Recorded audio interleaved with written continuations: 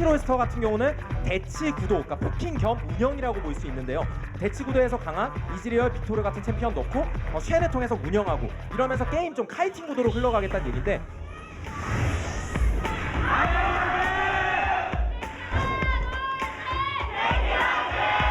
이거 하드리시 해주게 생겼는데요. 먹었어요. 먹었고 기름 그러나 나가기 힘들죠. 이거는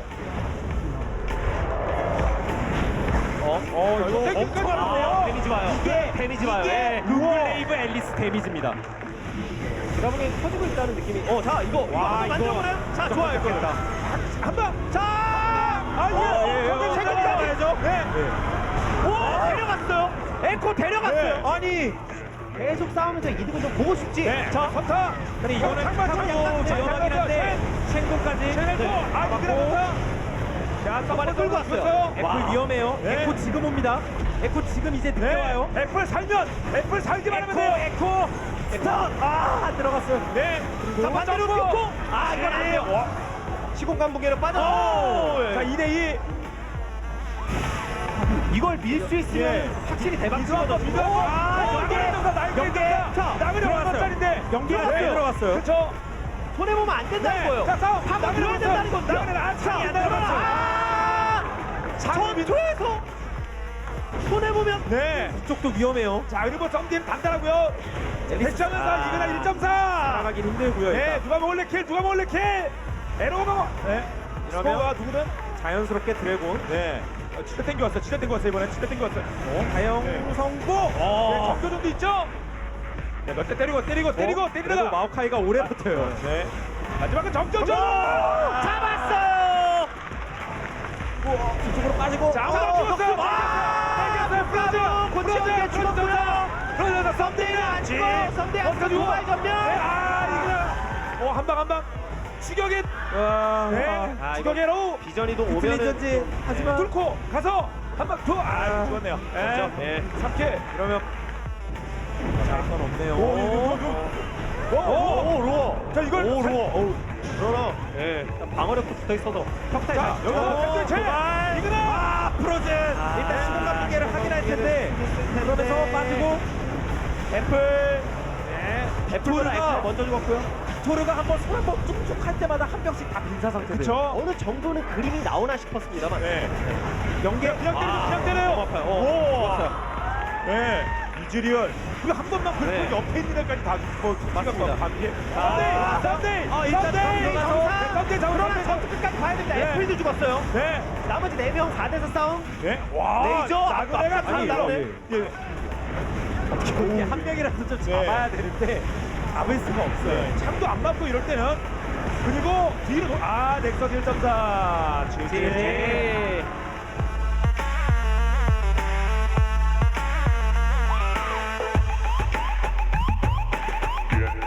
Get low when the whistle go.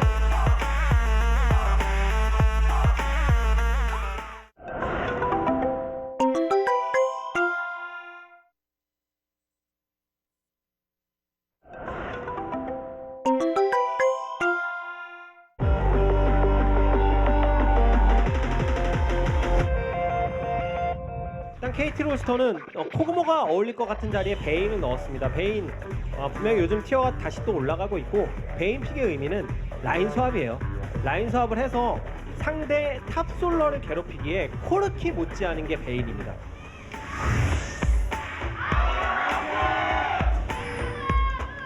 소환사의 속도가 오신다. 만들어 내는 게 빅토르 따라갑니다. 좋아. 이거 뭔가 여차 이거 위험하다. 오기 전에 빨리 잡아야죠. 그러면 자 타워. 뒤쪽에 미리 깔아두고 네. 캐로 차단. 아니면 이거 애플 네. 잡았는데 빅토르 왔죠? 죽었어요. 네. 순서가 바뀐 느낌은 있긴 합니다만 되나요? 되네요. 순서가 꽝. 아이고. 자 마우스 쫓아가죠. 토스했고요. 자 도발 연계가 나그네. 난리 납니다. 자 난리 스로 나요. 걸렸고요. 잔나 이속 빨라요. 잠깐 뛰어버리면 되죠. 치기까지 네. 못 버틸 연계 자 스코어를 한번 밀고. 살았고요 일단. 네. 그러면서 에코. 자, 한번 더. 에코 네. 좋아요. 에코 그쵸. 플레이 좋아요. 자, 한번 더. 지금. 진짜. 에코. 자, 한번 더. 빅토르 못해요. 아무것도 못해요 지금. 예. 빅토르 많아서 더블킬. 이거. 좋아요. 자, 이거였어요, 이거. 그러면서 운영하면서 자, 여기 뒤 테러. 들어가면 돼요. 네, 테러 끊었죠. 자, 빠졌고 나그네 쫓아갑니다. 쫓아갑니다. 연속으로 됩니다. 한방 차. 이런 경기로 네. 흐름 타면 다음 경기도 어떻게 될지 모르는 건데. 투신. 그래도 내진타. 챈 고왔어요. 그리고 이거 자, 추격. 에코가 꽤 아픈 실수. 앞전면 부릅니다. 로아 슈퍼 플레이. 예, 그냥 이건 죽었어요. 진짜 큽니다. 네. 뇌진 챔프가 없으면 네. 쫓아갔어요. 자, 타워 여기 타워. 이게 뭐죠? 이게 어떻게 된 거죠? 이게 어떻게 된 겁니까? 이게 웬 사고예요? 더블킬. 뒤나인 마오카이 뒤 앞에서 밀고 옵니다. 앞에서 밀고 와요. 네트타. 네. 자 맞았고요. 자, 베인이 굴립니다. 베인 터졌어요. 네. 이러면 대승각인데요 일단. 더블킬. 딜러들 전사. 잘 물었어요. 네. 자, 계속 전면 뽑고. 내진. 네, 하나 더. 이제 그냥 뚫어. 자, 대승 이후에 강도희까지 하나 더. 정대희. 잡아내고 이것도 끝내고 네. 마무리. 그렇습니다. 쌍둥이 사워 깨고 3세트 갑시다. 우리는 생강전 못 가. GG.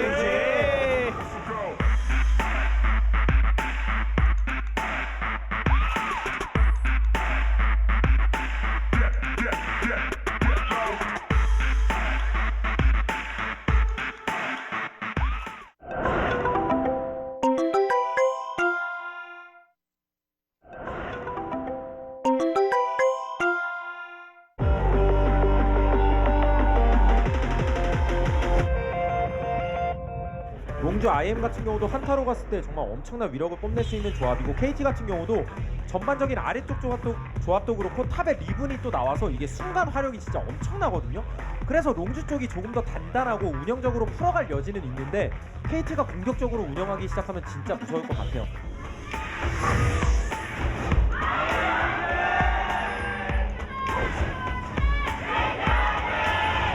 훨씬 더 위협적일 네. 수 있었는데 자, 오히려 풀어주니. 이거 꾹하게 연계 되겠는데요. 직격만 대박. 계속 다이브. 그래도 도발 긁었습니다만 하나 더. 못 잡았고요. 근데 좀 칩니다. 체력 강타 용. 먹었어요. 먹고요. 자, 속공 선수만. 리븐 내지탕 터졌어요. 네. 자, 충격파 아직 있어요. 충격파 있어요. 있어요. 도착하면서 자, 국가만. 공 때문에 못 와요. 공 때문에 못 와요. 공이 앞에 막고 있거든요. 네. 자, 일단. 피카브 전사. 잡았고요. 네. 자, 2명 잡았어요. 근데 또 여기서 미드를 밀면 얘기도 바뀌는 거. 나그네 이러면 이러면 또 다시 롱주가 괜찮아요. 롱주가 못 지키죠. 네. 그러면 무시한 네. 공사 도발. 하나 잡죠. 잡았어요. 하나 잡고 이거나. 전사. 추격. 앞으로 갑니다. 앞발키리. 충격파 빠지고 알아서 앞으로 간 거예요. 네. 자, 로아 생존. 이게 싸움 잘하는 픽이라 그렇거든요. 네. 전투. 그리고 됐고요. 팡 들어갔고 이그나가 데미지 어느 정도 받아주고 있습니다. 들어간 브리딩 충격파. 잘 들어갔어요. 리본 전사. 그러면서 피카브 전사. 자, 딜러.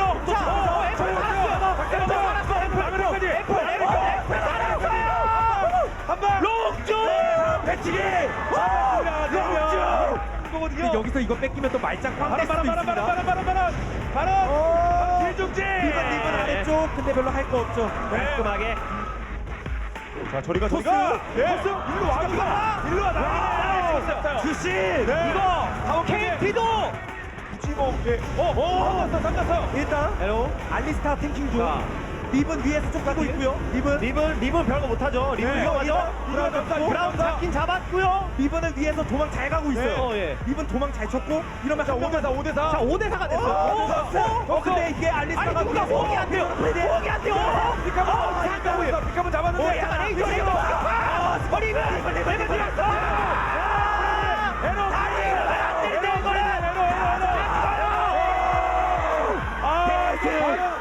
대승. 쉐리 왜? 망했어요. 리븐 있다. 전사, 두명 전사. 일단 네. 망하는 그림이 망했습니다. 네. 한타는 망했어요. 자, 도망가는 자, 이거 전사. 이렇게.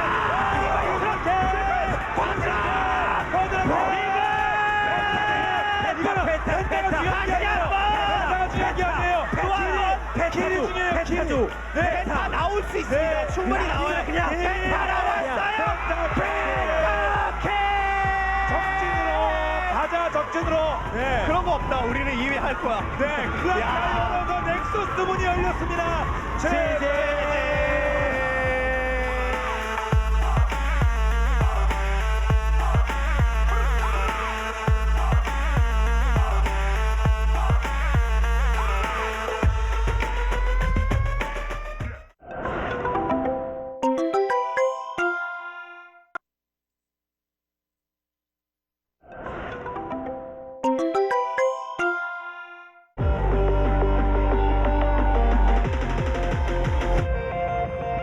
지니어 그리밍스 달라진 모습을 보여주고 있죠. 탑 라이즈 쓸 수 있다는 걸 보여주겠다는 생각으로 라이즈를 탑에 올려 보냈고, 체이서가 좋아하는 렉사이, 갱맘의 빅토르, 그리고 파일럿 스윗, 코르키 알리스타면 라인전 강력하고 한타 기어도 좋습니다. 조합 밸런스는 아주 좋아요.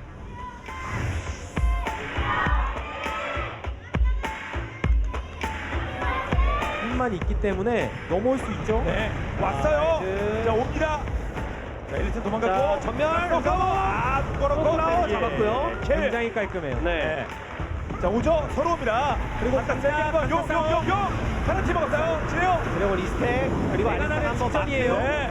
아리스타가 마크해준 거 좀 컸고요. 자, 스위트. 스윗을 계속 스위트 먼저 점사하는데, 택키하고 있어요. 나를 자, 됐고요. 전멸까지 쓰면서 빠지고 네. 라이즈가 이거 다 빠져버리면. 자, 자, 그런데 바로 갔어요. 잘 들어와요. 코너. 기가 막힌 안타예요. 기가 막혀. 이걸. 아나키. 네, 아나키. 트리플 K. 굉장히 여기다 뭐 열었나요? 스위트가. 뇌지탕에 터지는 바람에 네. 못 밀었어요. 자, 스위트. 네. 자, 상윤이 킬이에요. 아니 이게 마음 같아서 들어가서 토스 같은 거 하고 싶었겠죠. 한장 네. 멋있게 열고. 팀 같은 느낌인데요. 근데 이제 아직- 체크할 수는 없지. 네. 너네 이제 여기서. 체크 못하지. 네. 자, 스위트가 체력이. 나를 앞에서 백키. 나간다. 녹습니다.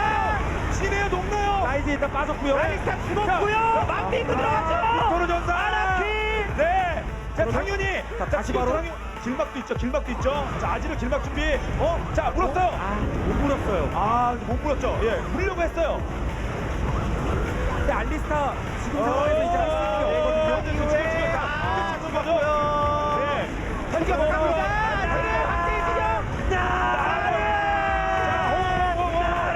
완전 세명 전사. 대박으로 들어갔고. 네.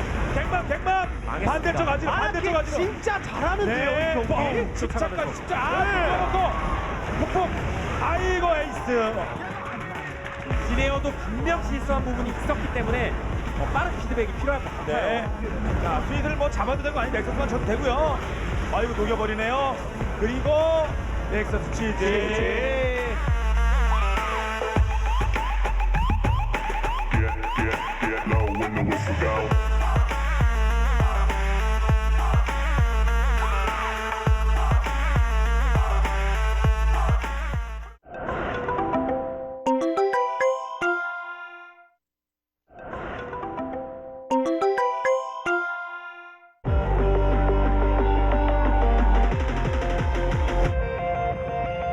물론 레블스 아나키가 더 극단적이긴 해요. 미드 제드부터 그다음에 서포터 챈도 나중에 정말 다양한 변수가 있고 이게 진짜 싸움만 여러 번 잘할 수 있다면 그리고 라인전에서 주도권만 가져올 수 있다면 본인들이 원하는 대로 흐름만 잡을 수 있다면 진짜 무서운 픽이라는 생각이 들고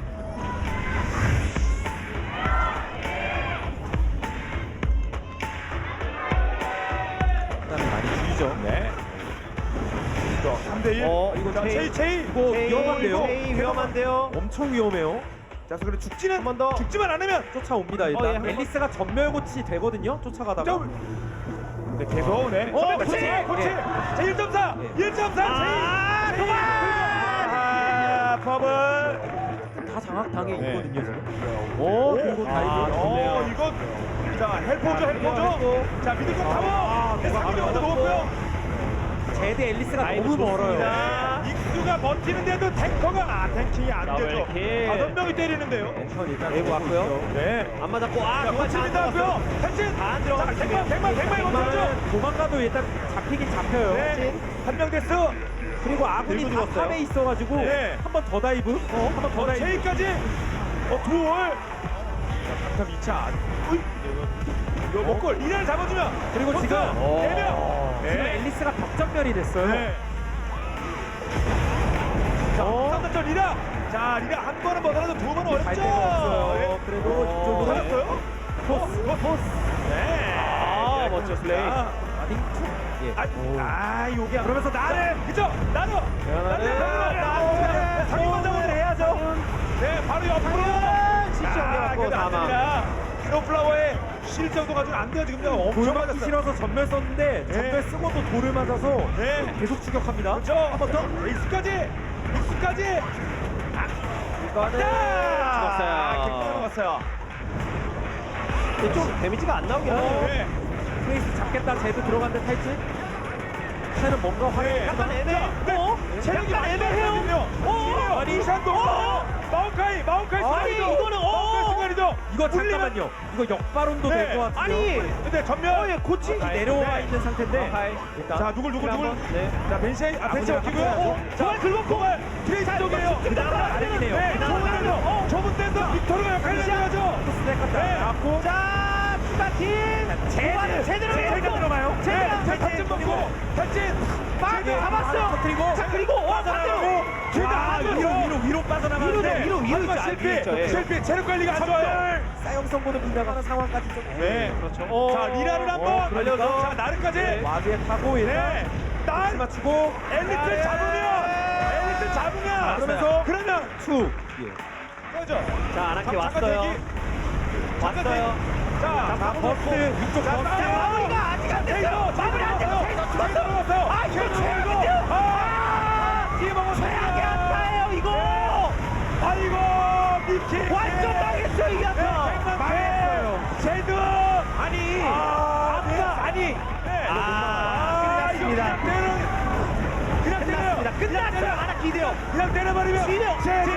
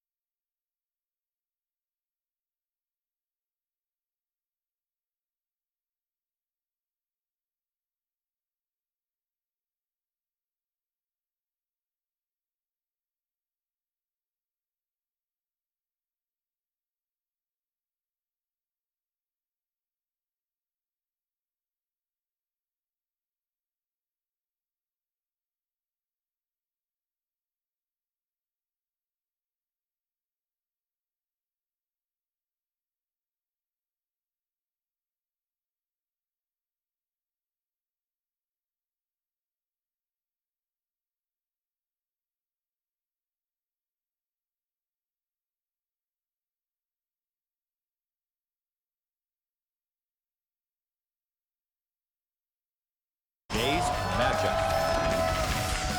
Samsung. SK Telecom T1. 2015 Sped League of Legends Champions Korea Summer.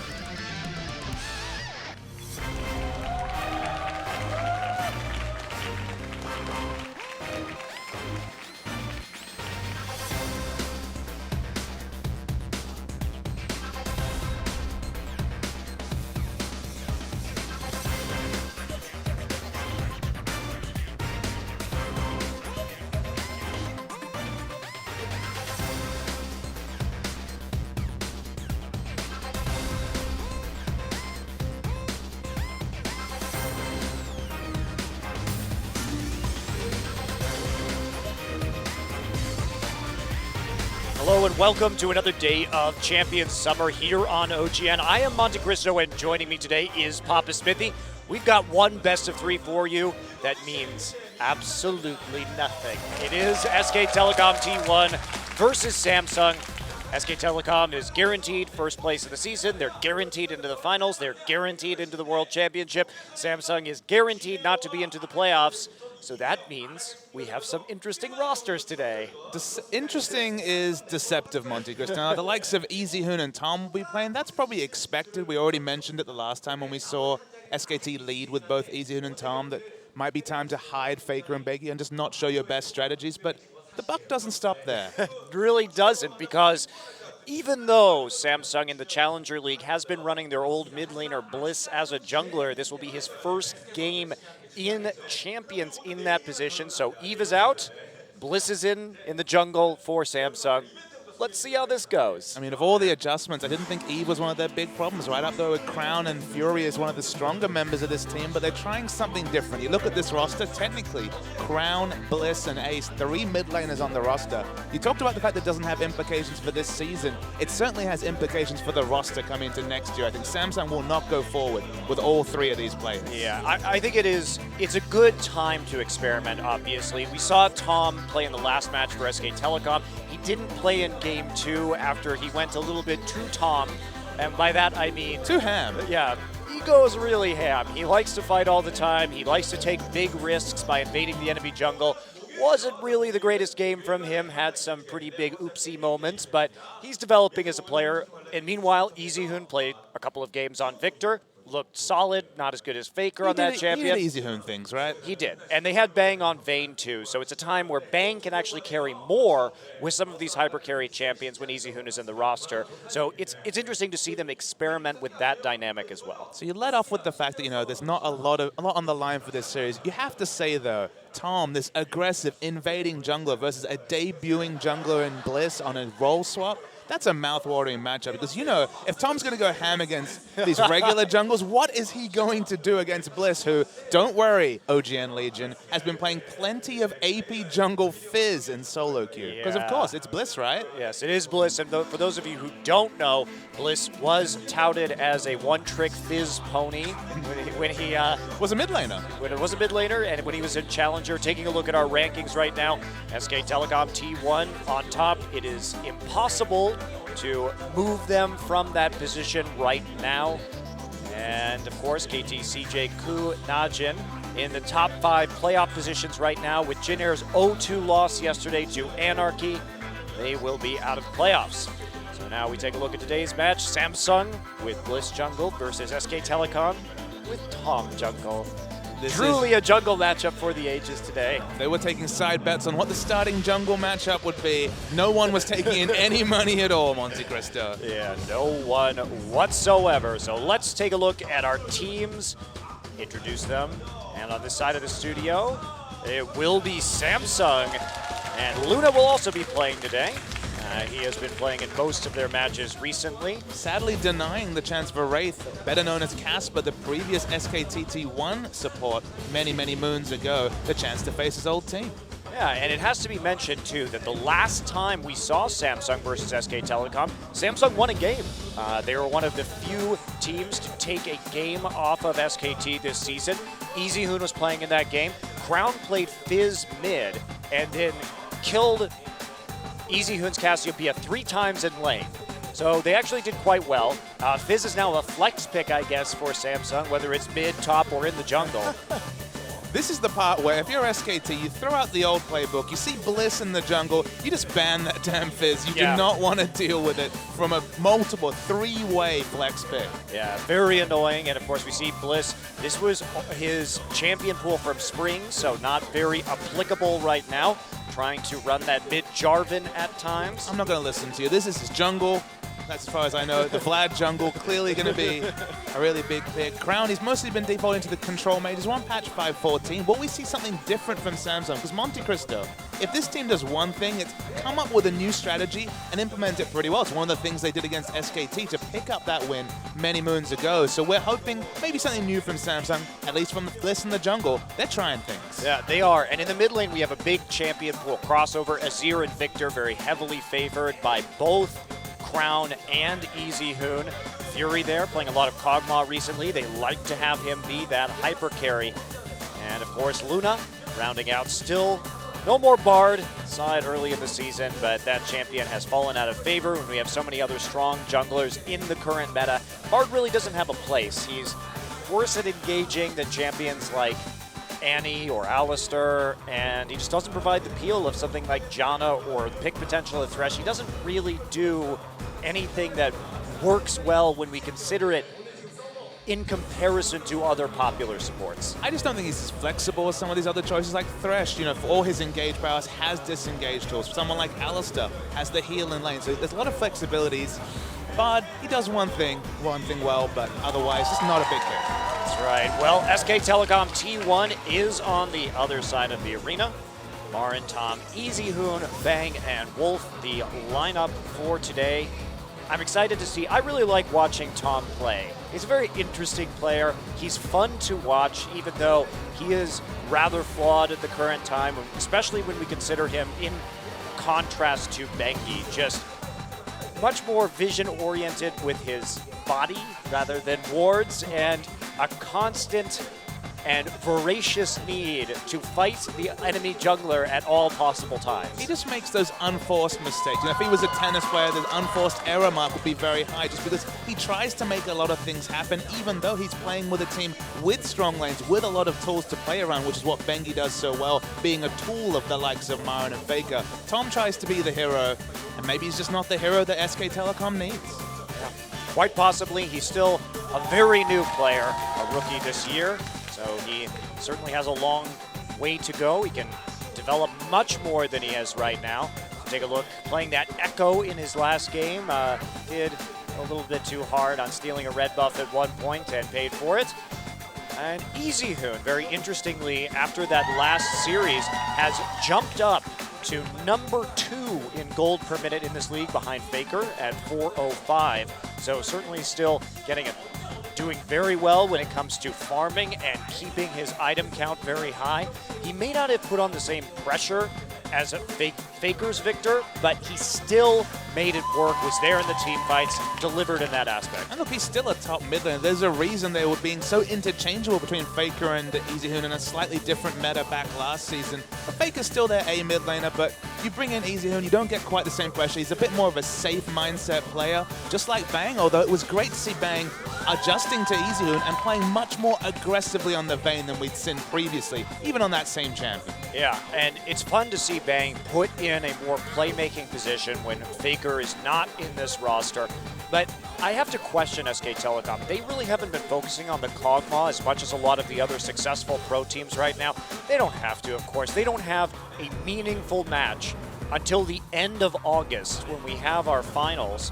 So, and even then, it's not particularly meaningful because they're going to Worlds no matter what. When you put it that way, maybe we won't see the likes of the Kog'Maw or even the Tristana until Worlds. We've seen both of them once, I believe, on the winning side, but otherwise just move towards other champions. I don't mind when Easy Hoon's in the roster, you go for the Vayne, you go for the carry, but you have to think when FLICKR's entrenched in mid lane and always drawing all the ire of the enemy, Kog'Maw has to be one of those popular choices, just free hit from the backline if you're Bang. Yeah, I agree, absolutely, and that has been a major success point for this SK Telecom roster since they combined S and K this year. Is just FLICKR draws so many cooldowns that it allows Bang on a reset champion like Tristana to really get rolling in these team fights, just play the janitor, clean up the kills, because there's virtually no threat on him a lot of the time. it is a nice spot to be in if you're Bang. He definitely doesn't have one of the harder jobs in League of Legends, but there's players like Reckless who aren't necessarily the primary carries, but do very well at the role they're expected to play. He fills a role and a need on this team, that is for sure. So Azir will be the first ban, not going to first pick it. I would say Samsung is likely to take that Victor, if anything now, away from Easy Hoon.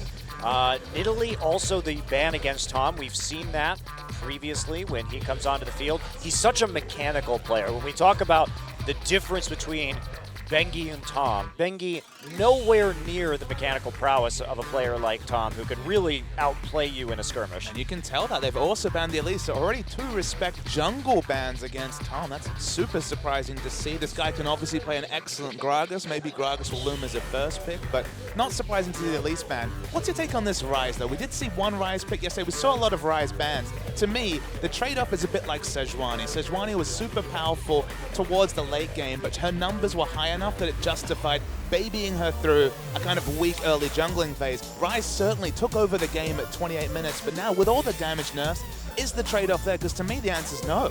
Yeah, I tend to think that Kalista and Ryze are over-banned in Korea these days. I don't think that they are the same threats that they used to be after a series of nerfs. Braum, on the other hand, still a very important pickup in a meta that can focus on a lot of poke, and especially in combination with that Kog'Maw, Braum is extraordinarily powerful. Rek'Sai will be the lock-in for Tom, alongside a first-pick Rumble for Marin. Now, in SKT's last set, that second game where Marin got 10 kills on that Rumble, he basically just became unstoppable as a split-pushing Rumble and destroyed Longshu IM. Too often this season, Marin's Rumble in particular has gone away from the can he pick up the Leandri's Sorcerer's Shoes and be a team fighter to just being a split push god with the likes of a second item death cap at 22 minutes. If you get that extra AP, Rumble does scale very well with flat AP, both defensively and offensively, of course, with the scrap shield, and can be that split pushing threat that you never really expect in Champion Select. But when Marin makes it work, damn does he take over games. Yes, yes he does indeed. So there is the Lucian lock, a champion that is seeing increased priority in Korea this week. It's very interesting. This week, in the last 2 days, we've seen a lot more consistent Lucian play. Now, Fury's a great Lucian player. They want to take over the laning phase. Hecarim also there, so they're balancing out some late game power with some early game punch.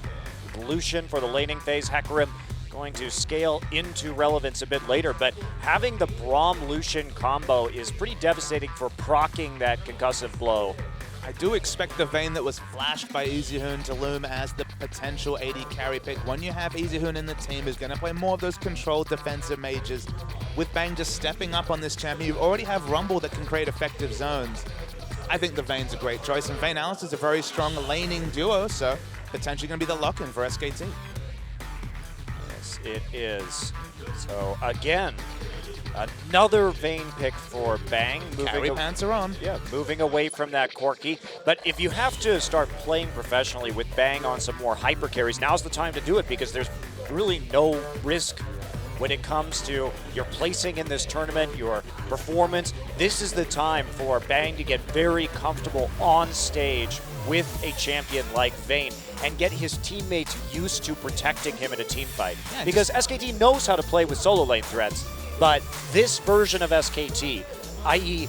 not with Piglet anymore, they were a very Vayne-focused, Caitlyn-focused team with Piglet, with FLICKR, but now everyone else learning how to play around a Vayne carry player. And just on an even simpler level, Monte Cristo, playing around Bang Unchained, because there will be games where FLICKR will fall behind, where Bang has to be the primary threat, and look at this in terms of threats. We expected the Fizz to be locked in, but he's been practicing it in solo queue.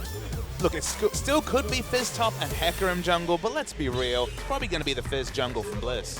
Yes, absolutely. One would think that is the case. A blind Zed. Now, we saw the blind Zed last night work, but I think that was more Jin Air's fault than it was Anarchy's success on blind picking the Zed. But with Easyhoon's champion pool, I think SKT wanted the Twisted Fate here, and that makes it very interesting. What is he going to pick? Probably the Lulu, so it's going to be some sort of odd Jugger Vayne composition with another damage threat coming out of Rumble. I mean, Oriana was a potential, but there wasn't an amazing ball carrier. Of course, Tom would have been decent on the Rex side. I probably would have gone for the Oriana just because the laning matchup's so great. They have Alistair, actually. That's true. They had Alistair as well. So Oriana was probably the other one who, of course, famously has always had a strong laning matchup against the Zed, but they go for the most defensive option in Lulu, and suddenly Bang Unchained is certainly the theme of this game because Vayne doesn't carry. Okay, I guess Marin could, but in reality, this is all about Vayne on SKT. Yeah, as long as Samsung doesn't let Marin get very fed in the early game like IM did, it's less probable that the Rumble will completely take over this game. Samsung going for a very heavy pick composition, and with an AP Fizz jungle, the burst damage is going to be absolutely crazy. And that's what I was seeing in solo queue when I was looking at OPGG, looking at what sort of Fizz are we going to expect from Bliss. None of those tank stats, none of that attack damage, all about the ability power. And with the Runeglaive changes making the jungle that much easier to clear because you double proc on the first big minion, it makes Fizz easier at clearing camps. So look, he's still going to be a snowball threat. He's still going to need to get ahead to really be a reliable person to blow someone up, but a little bit better downside now that he can clear the jungle that much quicker. Yeah, that is true. Well, interesting composition from Samsung. They're running Ignite against Rumble too, so they could very well snowball against him if Marin overextends. Well, interesting matchup today. Let's get into game one.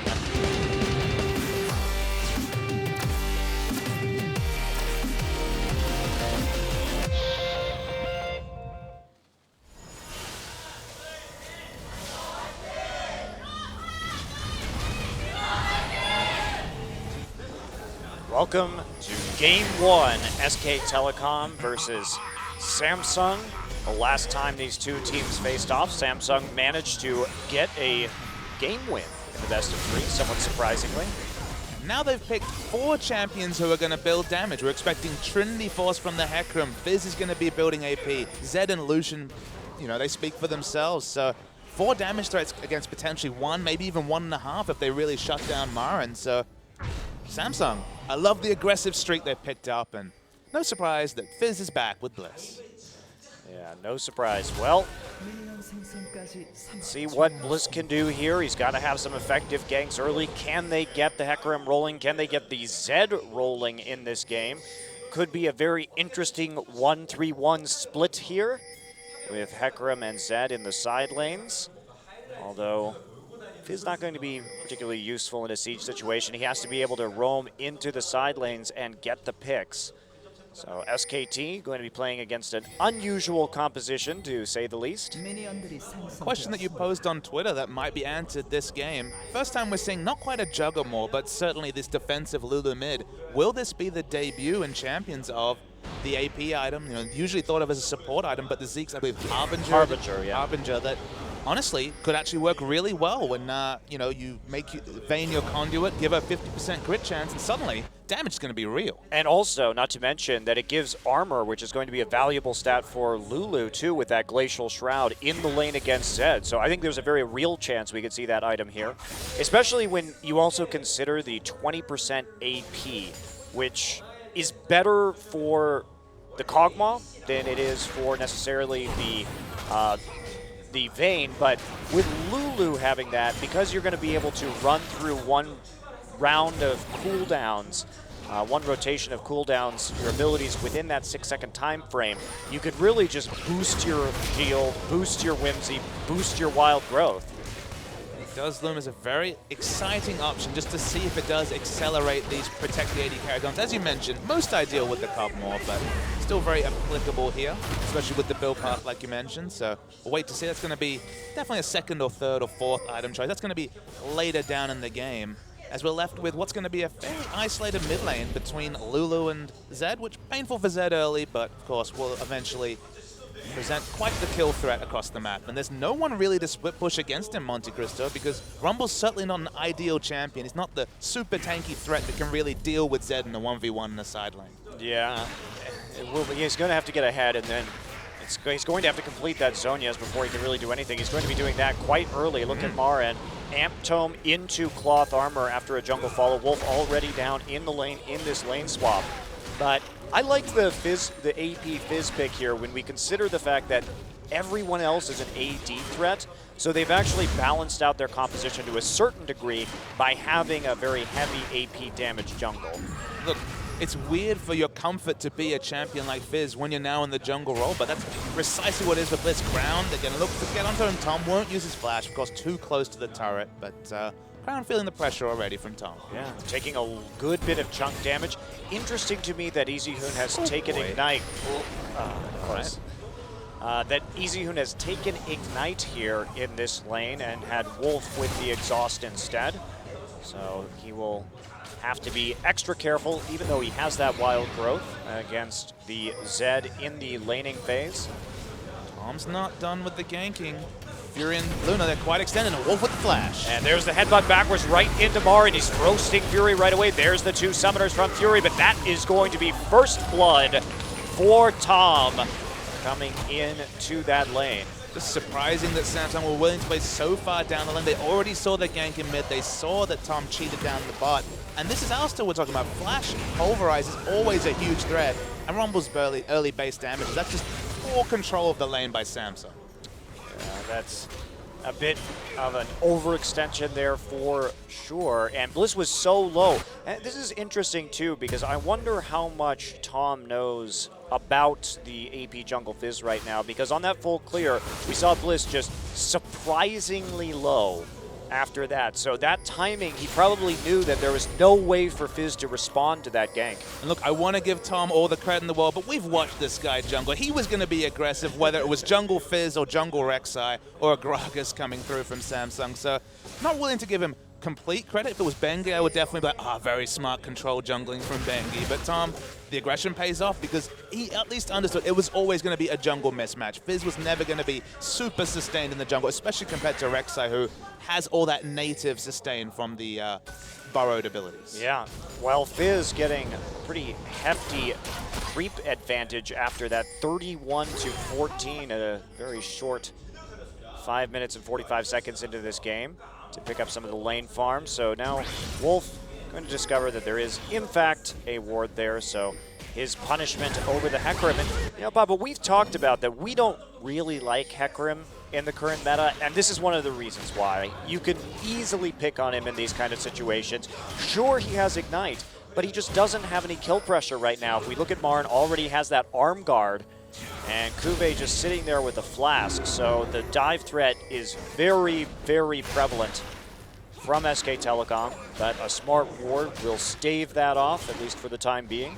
And the Ignite comes as a replacement for the Smite now that Cinderhulk top laners are no longer really a thing. You can't leave lane and be able to pick up the farm from the jungle with the Smite. So you're stuck in the lane, and you've got, that's kind of the issue I see, Monte Cristo, is that you've picked a jungle Fizz with this jungle Hecarim, so you already kind of have a jungle mismatch in terms of pressure, at least reliable pressure in terms of Rek'Sai, and then you have Hecarim, who you're expecting to lose lane anyway, so you're making it very hard for QV to be relevant, especially in the early game. It's all going to come down to when that Fizz hits the level 6 and has a more reliable presence when it comes to ganking. It's going to be the key moment, is what can Bliss do with the Runeglaive at level 6? Because if the answer is nothing, it's going to be very hard for Samsung to win this game. Tom showing aggressive in the enemy jungle. Interesting pickup by Bang, picking up the Berserker Greaves first. Now, a lot of AD carries like this on champions that have those auto-attack modifiers, like Twitch with the Expunge, for example, and of course the Silver Bolts on Vayne. And in this particular situation, 1,000 gold spent on attack speed versus just an Avarice Blade, that's a huge mismatch in laning stats between the Vayne and the Lucian. Yeah, it's interesting too, because we had such an early swap backwards into the duo lanes in this game. They returned to the bottom side, both duos, much earlier than normal. So the recall timings and were kind of weird, which resulted in this double Doran's Avarice Blade build from Fury. It's also very far behind in CS at the moment. If he gets a quiet laning phase and just bank the extra 2 gold for every minion, which is about, what, 10% extra income every minion, he'll feel fine, but it's 2 level advantage as well. Wow, I mean, just the way the swaps worked out, and because of the fact that Vayne was in a solo lane, it's just horrible times for the Lucian. Just has to play super defensively. No pressure in bottom, pressure on top though. And here we go, Kuve going to dive. Marin gets the fish onto it. Marin getting low, overheat, but will Kuve go down? And Bliss is gonna fall, and here comes the Prey Seeker. Just waiting for it to come back up. 3, 2, 1, and nothing. Can't get past the minion wave. Fortuitous timing on that minion wave. Tom cannot clean up the second kill. There's just no base stats between a Hecarim and a Fizz to go for such a dive. You know, smartly done with the equalizer to separate the exit routes. Meant that someone had to take that extra shot. Someone was going to die, and this time it was Fizz. Yeah, very well played by Marin. He just had Merc treads. That really doesn't help you when it comes to diving a tower. You're going to eat so much damage in that instance. So first gank, 1 for 1. Not really what they were looking for, particularly since Bliss got the kill and Marin got it on the other side. So this Hecarim still going to be suffering in lane. Goes for a longsword, bit of a cocky build here. And let's just re-examine the top lane Hecarim. We've talked about it in the past, but it's just the stack of things that work against him. Doesn't have an escape, so obviously always going to be a target for ganks. Doesn't even build for lane because he's always wanting to rush these home guards. 1475 of your early gold spent on home guards. And then you're expecting a gank without the stats. It's just so many things working against each other, and Tom's coming back. And Uwe going to run through that Chilling Smite. Does use the devastating charge. Bliss trying to deter any possible tower diving. He will be successful. But now they know where he is, and that takes a lot of the pressure away from Easyhoon, who is building a rather late arm guard here. Just a bunch of pieces of Morello Nomicon and arm guard, but nothing quite completed yet. I actually do like the build path he's going for, just because if you sacrifice too much of your early power, which is mana regen and cooldown reduction, that's like your power budget for a Lulu who wants to rush 40% CDR as fast as possible to impact team fights. If you put all your early gold into the arm guard, you're in those situations where you can't even control the lane because you don't have mana regen. Bliss is back. And there's a flash from Marin. He's going to flash the fish, so nothing there. Returning, Tom has a tunnel already waiting. Will he go for this one? No flash used by Tom. Again, just driving Samsung off. Kube retains his onslaught of shadows. Every time I see this jungle Fizz gank with this, underpowered in terms of laning stats Hecarim, I see those PDD flashbacks and wait for the 1v2 roast to come down. They're taking a lot of liberties around top, and this is just what Hecarim requires to get going. Is it worth it?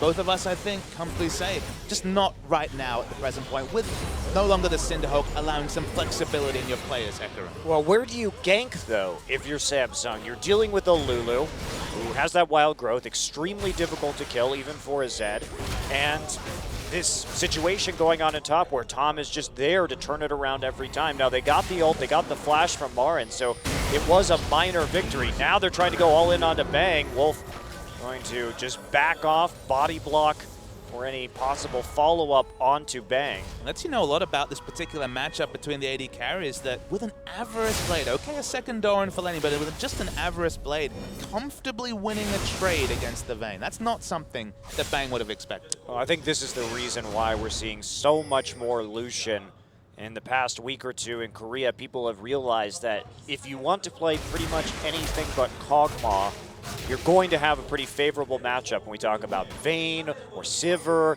or Corki, a lot of the more common AD carry pickups in this league right now. You could do a lot early.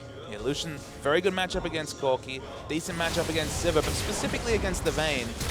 There's the flash, though. And Tom is going to get ulted by Crown, but Wild Growth not going to be enough to catch him as the flash comes through. So gets out, absorbs a flash and the death mark, but Wild Growth also used. But that's some more safety there for Easyhoon. Going to be very hard to clean up a Lulu without that flash. Yeah, I mean, Crown honestly wants to pick up his items, have a farm lane against Lulu, and exit this lane and start the split pushing duty, because the actual laning phase against such a defensive, supremely defensive laner in Lulu, just an exercise in frustration for Crown. Wolf here trying to get back into lane, will be driven back by the Winter's Bite. Meanwhile, some more under turret farming for this Vayne. Finally, the BF sword coming through from Fury. Bang answering with some sustain in the form of the Cutlass, but the fact that the Vayne is ahead early is just a fantastic time for SK Telecom. They couldn't really have asked for this to go much better. They've held down the Hecarim. The Vayne is ahead, and Easyhoon is solo killing Zed. Must have just been an overstay from Crown, to be honest. That's something you shouldn't see. That's just like when we saw the Maokai solo killing the Nara a couple of weeks ago. We'll see a replay, but that was probably just some cheeky overstaying from Crown. Didn't even have to use the Wild Growth, just a Flash Ignite more than likely. Probably a Glitter Lance, Health Picks, Flash Ignite, that was it. Mara, the subject of another gank here. He will get knocked up and killed, but Bliss gets the kill again. This is not where they need these to go.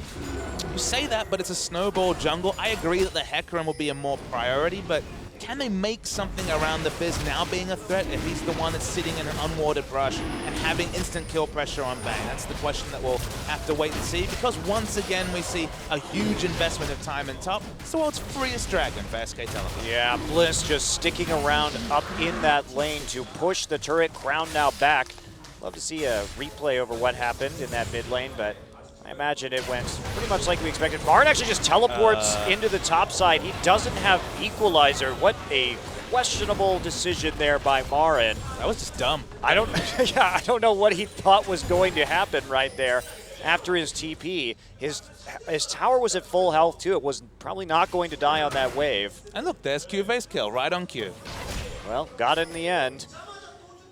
I don't know what to say about that. You never want to teleport into a lane. The Fizz was low on mana, as you can see, ended the fight on about 50 mana, but the damage is there. This is a snowball Fizz. This is a Fizz that has basically purely been farming. He's taken the Sejuani approach of just farming up the jungle despite so much pressure in top. Fury takes a lot of autos, definitely lost his strength, but they're going to keep fighting. Looks like they are, and here comes Bang. Glacial Fissure goes through onto Wolf. Bang going to eat a big culling right now as Fury backs away to his turret, but SKT coming out with a subtle advantage in that trade. Wow, that TP into the top side. We've seen Marin play so well this game. Now, he was thinking that, well, they don't have Fish, they don't have Hecarim ult, but they still had Ignite. And that is a major difference in terms of that damage output. So you know what he easily didn't able. expect? You know what he didn't expect, Monte Cristo? This is AP Jungle Fizz. He's maxing Playful Trickster, so he is that much more superior. He does have that bigger burst damage. It's very high base numbers on Playful Trickster, and this is an ability that you max second or even third if you're the AD Jungle Fizz. So I think that's just poor knowledge of what is now looming as a possibility, specifically with the Runeglaive changes. AP Jungle Fizz, okay, it's still a Jungle Fizz, but is probably the superior choice of Jungle Fizz if you're going to commit to that champion. Yeah, absolutely, and that's a great point. Of course, Marin, too, he plays AD Fizz. And there's Wolf just forcing out the Unbreakable Will.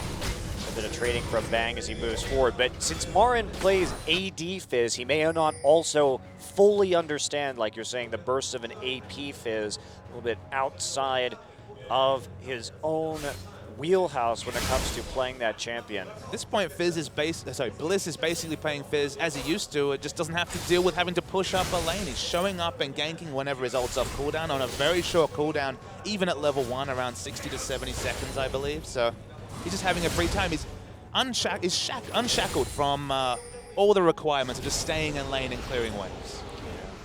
Important moment here as Tom will back off from the enemy jungle. Just a little bit of a Krug steal. But the fact of the matter is, SK Telecom with a gold lead right now. Been a little bit scrappy, a little bit sloppy early, but even so, Samsung needs to get rolling somehow, some way in this game if they want to ever make this 1-3-1 split push work. Hecarim picking up that kill might be key to it. Crown is just short the recipe of the Blade of the Ruined King.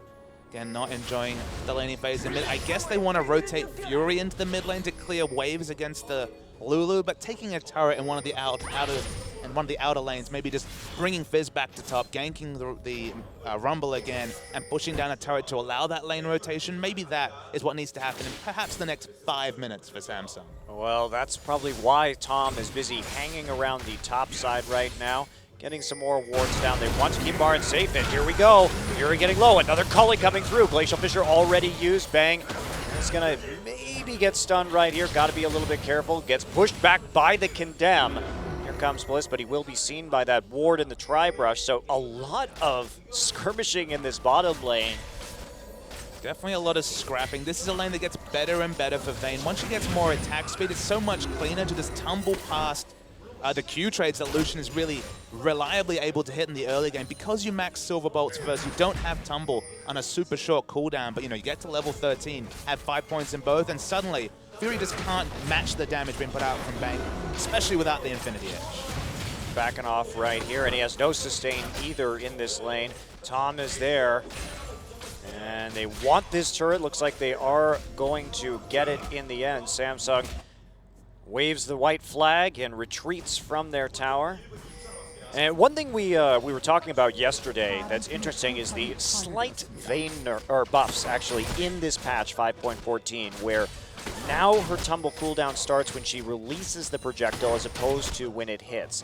And it may sound small, it is not the biggest buff ever, but when we talk about its synergy with Vayne's passive and her ability to chase down champions, it really does make a big difference in catching people who are running away. Just in kiting and weaving and those skirmishes you talked about, it's just cleaner to be able to both dodge projectiles and get in the extra damage. And you think about the last time Riot made a buff like that, of course, it was to Varus. That was a more severe buff when it comes to the Q. That's why we saw the rise of mid-Varus, but it's, in the same order of things for Vayne, and Vayne was already one of the top 80 carry picks in, for example, the LPL. It's still rising in Korea, but we're seeing it more and more from the likes of OQ and now Bang, who are really defaulting back towards the Vayne. Yeah, I think it's a great change for Vayne, and I'm happy we get to see more of her. Always a fun champion to enjoy playmaking. You don't enjoy Jungle Fizz, do you, Monstrous? No, I don't. I think it's bad. Look, at least it's not the on-hit Jungle Fizz that Tucson brought out with the... The Devourer Fizz was... Devourer Wits End Fizz, we weren't a big fan of that one. Now we're finally seeing AP Fizz, okay, it at least does one thing, it bursts well. He has the early lead in both farm and in kills, so potentially might be able to get a very early Zhonya's and team fight with it, but still not your class of champion. I just find it... I find it questionable with all of the other decisions that one can make in the game of League of Legends, particularly with so many strong junglers right now. All right, Samsung may be making a crazy Baron play right now. They do have great wards. They're at least going to bait it. Wolf is the one to check it right now. They see that nobody's on it with the help of the Scrying Orb, but they should be very... Oop, nobody's in there. Where'd they go? Oh, they just backed off. That was... not very exciting at all, Papa Smithy. The OGN Observer made it more exciting than it perhaps actually was. You said the word questionable a lot of times in today's broadcast. Marin's teleport, the Fizz jungle, some of the play around the lanes. This is what happens when there's nothing on the line, but at least they're experimenting. At least we're learning things. AP Jungle Fizz doesn't seem to be awful, at least. No, I think it's certainly an improvement over other jungle fizzes that we've seen. I know that doesn't say a whole lot. I've seen Spirit playing Jungle Fizz a lot over in the LPL right now. I haven't really been impressed by How's his team doing? it. They're doing pretty well, yeah? Right up the top? WE, right at the top of the standings, first going into playoffs. Excellent squad. Maybe in golf terms they'd be doing quite well, because I believe they're 9 under first place. Getting the... It's about how many birdies you get in the standings, right? Spenu is killing it right now. No, I was sorry, actually. It'd be 11 under, because, of course, there's 12 teams in the LPL. Oh, dear. World Elite. Once proud. No, not so proud. Well, this mid turret getting very low from Easy Hoon's repetitive poking and pushing. They get the rotation I was talking about, Lucian in the middle to clear waves, but it's actually at the cost of their outer tower. It's all 3 of them down. Uh-oh. Marin on the run right now. There's the fish. Nice hit. Marin will die in a 1v1 to Samsung's jungler. When you have that much AP on Fizz, it's easy to do in Monte Cristo. They take that out of turret. Marin is an afterthought. Luna might be caught. In fact, yeah, definitely caught. He is unbreakable. Will not save him. Wolf engages with the flash, and now SK Telecom. They're just going to go for this Baron. 20 seconds until Marin, but he has the TP, and no one is anywhere close to this. They know Bliss was just the bottom side, so this should be a very easy Baron to take. Waiting for the teleport from Hecarim. It's quite far away. Baron falls down to 3,000. Yep, they're going to get it for sure. The question is, what will the fight afterwards look like? There's the Baron, and it will be taken by top. They've already engaged Easy Hoon with the Zhonya's Hourglass Fury, firing the culling into the pit. Bliss right now gets his own Zhonya's, just finished it on that last recall, and there's Easy Hoon trying to get away. He will not be popped. Tom manages to save him with a nice unburrow. Marin is now there. Marin has already used the equalizer. No, that is not going to be available for him. He is now running back underneath his mid lane turret. Samsung pursuing. I don't know if Samsung should really think about diving this. Fish, and there we go. There's the dive. Dash forward from Crown and Fury, but they actually get the kill. Nicely played by Samsung. Good dive in the end. 2 kills and a mid turret traded for Baron certainly is in the advantage of SKT. Samsung, remember, what, 3 minutes ago had their own pink wards over to Baron. We're thinking about the cheese you mentioned. SKT took control. Bliss, he's basically being best friends with the robot unicorn horse, but unfortunately all that's causing is these mismatches where there's so much pressure on the diametrically opposite side, and that's why the Baron was started by SKT. Yeah, and it was taken, but it was just so close to having Marin there prior to the Baron fight. It was a very close call in the end. Equalizer does come down into the pit. Tom and Easyhoon getting away. Easyhoon has the pop go off, but Crown delayed just long enough, and he will miss the shuriken. Easyhoon had his shield anyway, so not going to make the biggest difference. This is a nice dive, though, actually.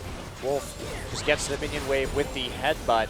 And now let's take a look at this. It didn't look like Marin was under that much threat with Wolf right there, but just very high burst damage. Good coordination between Bliss, Crown, and Fury for the dive damage. And just look at the gold difference, because as we were watching that replay, Cuvée took down top. Now turrets are all even. Gold is certainly fairly close to even, especially considering 1,500 gold came in from the Baron. Wolf looking for the dive. Now they want to get onto Bang. There is the wild growth, and Crown is just destroyed. They have to chase him all the way back as he pops his flashback to his ghost. There's no one defending for Samsung. They're pushing themselves. I don't really like the chances of being able to out-push SKT. And what will this eventual trade look like? Samsung are backing off, but they're going to look who's at minimum the inhibitor turret, and almost certainly the inhibitor. Yes, inhibitor will go down right here, especially since Tom is there delaying some crucial recalls. 3 people back. It's not going to be enough to stop the 3-man squad of SKT from getting the inhibitor. Glacial Fissure will knock up Bang. Bang now trying to kite this one out. Bliss right there in the back line does use his Zonias to live momentarily, but guess what? Bang is still there. Bang is still going to kill you because of the Lulu shield. Meanwhile, Tom and Cuvée have managed to continue their epic conflict all the way across the map, and Marin is there already pushing up the mid lane so that they can get even more out of this Baron buff. 40 seconds now until Dragon. Tom was deceptively the hero, stopping Cuvé's recall to make it only a 3v3 at the inhibitor rather than the 4v3 it would have been if Hecarim could have finished the recall. Already lost their inhibitor in a bad trade. Gonna probably be this inner turret, only a couple hits away. Yes, goes down as well. Samsung, they're not super far behind, but they've certainly taken the worst end of the trade from SKT. Well, with that, it does look like Samsung has more than likely run out of gas with their split push / pick composition. SK Telecom bringing the fight to them, forcing the engagement around the Baron. They get the Baron anyway and are able to capitalize off it, even though they lost a couple members on their way out. Definitely was the right call. It was so close to Samsung getting there too. Had it been delayed by a couple more seconds and they would have gotten away with it scot-free, basically. Bang takes the red buff and gets away. It looks like Samsung are putting multiple members to try and get this pick. But you see the issue, the big issue when Samsung were the team to actually lose their turrets first is that when you have those enemy turrets down, there's so many more safe places to move. Suddenly it's so much harder to force choke points where you can put a pink ward down and get a pick with the likes of Fizz. When the map's more open because you've taken the outer turrets, less risky places to walk, and suddenly the reliability of getting the picks is completely opposite to if Samsung had been the team to pick up the first 3 outer turrets of this game.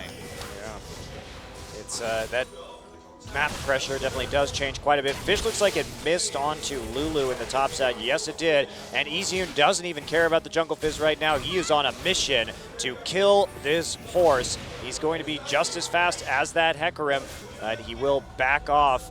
It's a little bit more dicey to follow it up. Cuvée escapes, at least for the moment, but they're still furiously pushing down that top side wave. They want that next inhibitor in the top lane. Take out a tier 2 first before they can do that. There's awkward mismatches in the 1-3-1 across the map to the point where Vayne will comfortably win a 1v1 against Zed now that she's finished the QSS. Hecarim struggling to beat even the Lulu in split push terms. Samsung picked for the 1-3-1, but somehow SKT actually had the superior 1-3-1. Well, that is what getting ahead can do, and having those proper lane assignments just very difficult to kill the Lulu right now. And they are going to siege up. SK Telecom doesn't have the best composition for sieging, so have to be careful about Lucian and Zed damage to their damage champions in the front line. But look at that chunk taking out of Kuve. He only has a Glacial Shroud right now, so not going to be blocking too much of that Vayne's damage. Easy Hoon just has so much ability, about 529 already. You can see the Whimsies applying the 80% speed buff. The AP damage coming through is not mitigated because, of course, these are assassins, not tanks on the Samsung Galaxy side. When we see jungle Nidalee, you always raise the question, where's the Aegis coming from? And unless Luna has one, no one on Samsung's going to get one. Yeah, that's a really good point. So, Rumble Lulu damage not being mitigated. Vish will fly wide to the left. And just saw from Luna, no chance of an Aegis, just a Ruby Crystal in the infantry on top of just the core of the mobility boots and the sight stones. So Marin, it's not the death cap, but with no resist on the enemy side, feeling pretty good himself. Game's been played around the Rumble for once. Didn't require the carry performance from Marin's Rumble this time. Here we go. More damage onto the turret. Not quite enough to crack it at this stage. They're going to recall Baron up in 10. Turning their sights to that objective. They really do need Baron to kill these towers in the end because of their relatively poor siege. I'd like to see Lulu get a Lich Bane right now. I think that would actually be a good pickup for her, or the Harbinger. Harbinger would be great. The Harbinger would be super cool because we're just, we're speculating after watching the amazing Juggernaut performance between KT and Ku not a couple of weeks ago. Suddenly you add in something different, like the potential to have 50% extra crit, 10, 20 minutes earlier than you would have naturally been able to itemize. We're talking double Phantom Dancer, Infinity Edge amounts of crit required to kind of emulate that. There's some exciting team fights that are going to happen in subsequent games and Champions. But it's even more efficient against this composition. You have 3 AD threats in Hecarim, Zed, and Lucian. So that armor has never been more valuable than it is right now. And with Zhonya's, you drop the fish, you drop the percentage damage amp. Okay, it's not magic resist, but it's still pretty damn effective against the Fizz already. So, look, if you're going to go kind of a defensive choice, if you don't have the 40% CDR and the extra CDR from the Glacial Shroud, item path will help. Maybe we'll see it. Maybe we will. I hope we will. Well, it looks like that pink ward can't actually see the green ward in the brush right there, so they have to sweep it out.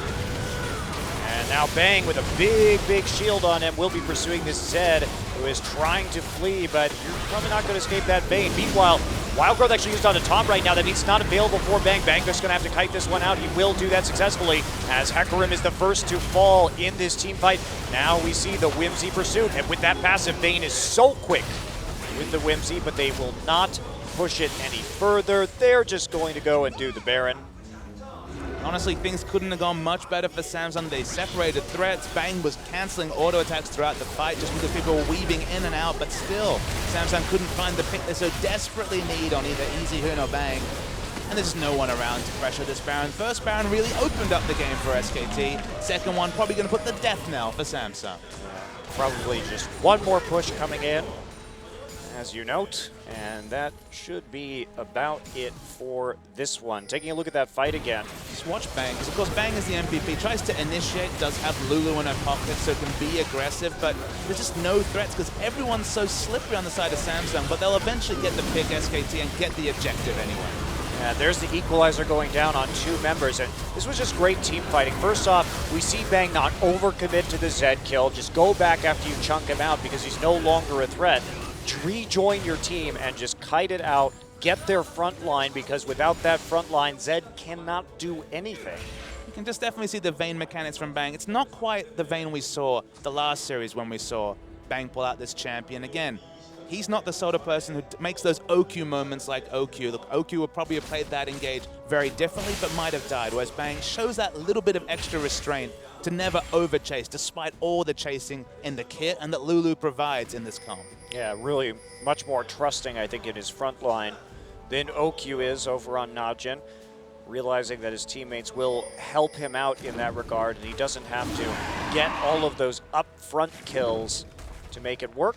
So yes, very interesting, as you say, to see the difference in play styles, but Bang right now, he does have those top 2 spots in the Korean ladder. He's actually the first Korean player ever to hit over 1,400 league points in Challenger. Definitely an inform. You just noticed the little differences between him and other top AD carries, which, again, we're not passing judgment on him. He didn't need to go any more aggressive. He made the smart choice, and they got the objective out of it. So a very effective player for this team, and the carry they need when FLICKR just enjoys his holiday on the sidelines. FLICKR on holiday. You know his holiday's probably solo queuing, right, Monte Cristo? That's, yeah, well, you don't get to be as good as him without some pretty insane dedication to the game. Wonder how he goofs off in solo. I mean, I have some idea he likes to play support for Captain Jack. I was gonna say, but in the mid lane, but in the mid lane, you know, maybe he's like, okay, I'm not gonna play Victor. Speaking of playing Crown, he's dead. Wow, and that was a whole lot of damage coming in from Bang, and there's a double kill, nearly unassisted by his team. Just that Bang is so far ahead. Just ridiculous. He was ahead in CS in the laning matchup. The Avarice Blade and Berserker Creep's buy certainly helped Bliss. That's not going to hit, mate. And Bang looks hella threatening in the front. Yeah, he does. And with that Vayne passive combined with the Whimsy, it is just impossible to get away from Bang. Once he gets onto you, you are going to eat those auto attacks. You pretty much just have to turn on him because you might as well deal some damage. There's no escaping. See the benefits that not picking the Orianna meant that Lulu's so much easier to get around, so much more defensive. Cuba's knocked up. Bang, he's free autoing, but might not be any more kills to pad the stats. Nope, just wants the turret right now. Easyhoon flashing towards that fountain. There's the equalizer, keeping everyone locked up in there. Crown going for a last desperation kill, but he is going to end the game airborne as the Nexus explodes. A win for SK Telecom. Very convincing.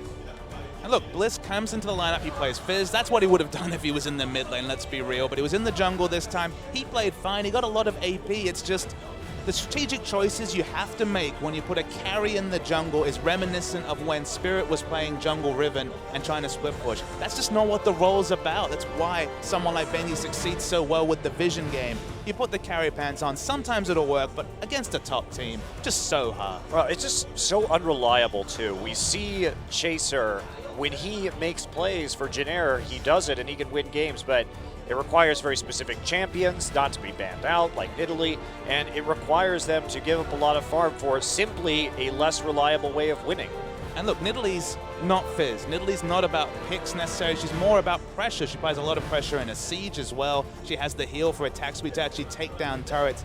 Fizz doesn't really play a turret game at all. Can maybe dive them, but certainly not help take them. So putting all the eggs in the Fizz basket. It's worked for Samsung before. As you mentioned, it was Easyhoon getting fished last time out that got them the win. But Jungle Fizz, not so great. As on our monitors, we're watching Easyhoon casually solo kill the Zed. I didn't think we'd be seeing the Lulu solo killing a Zed in this game, Papa Smithy. It was a treat. We were going to be back for Game 2 in just a few minutes.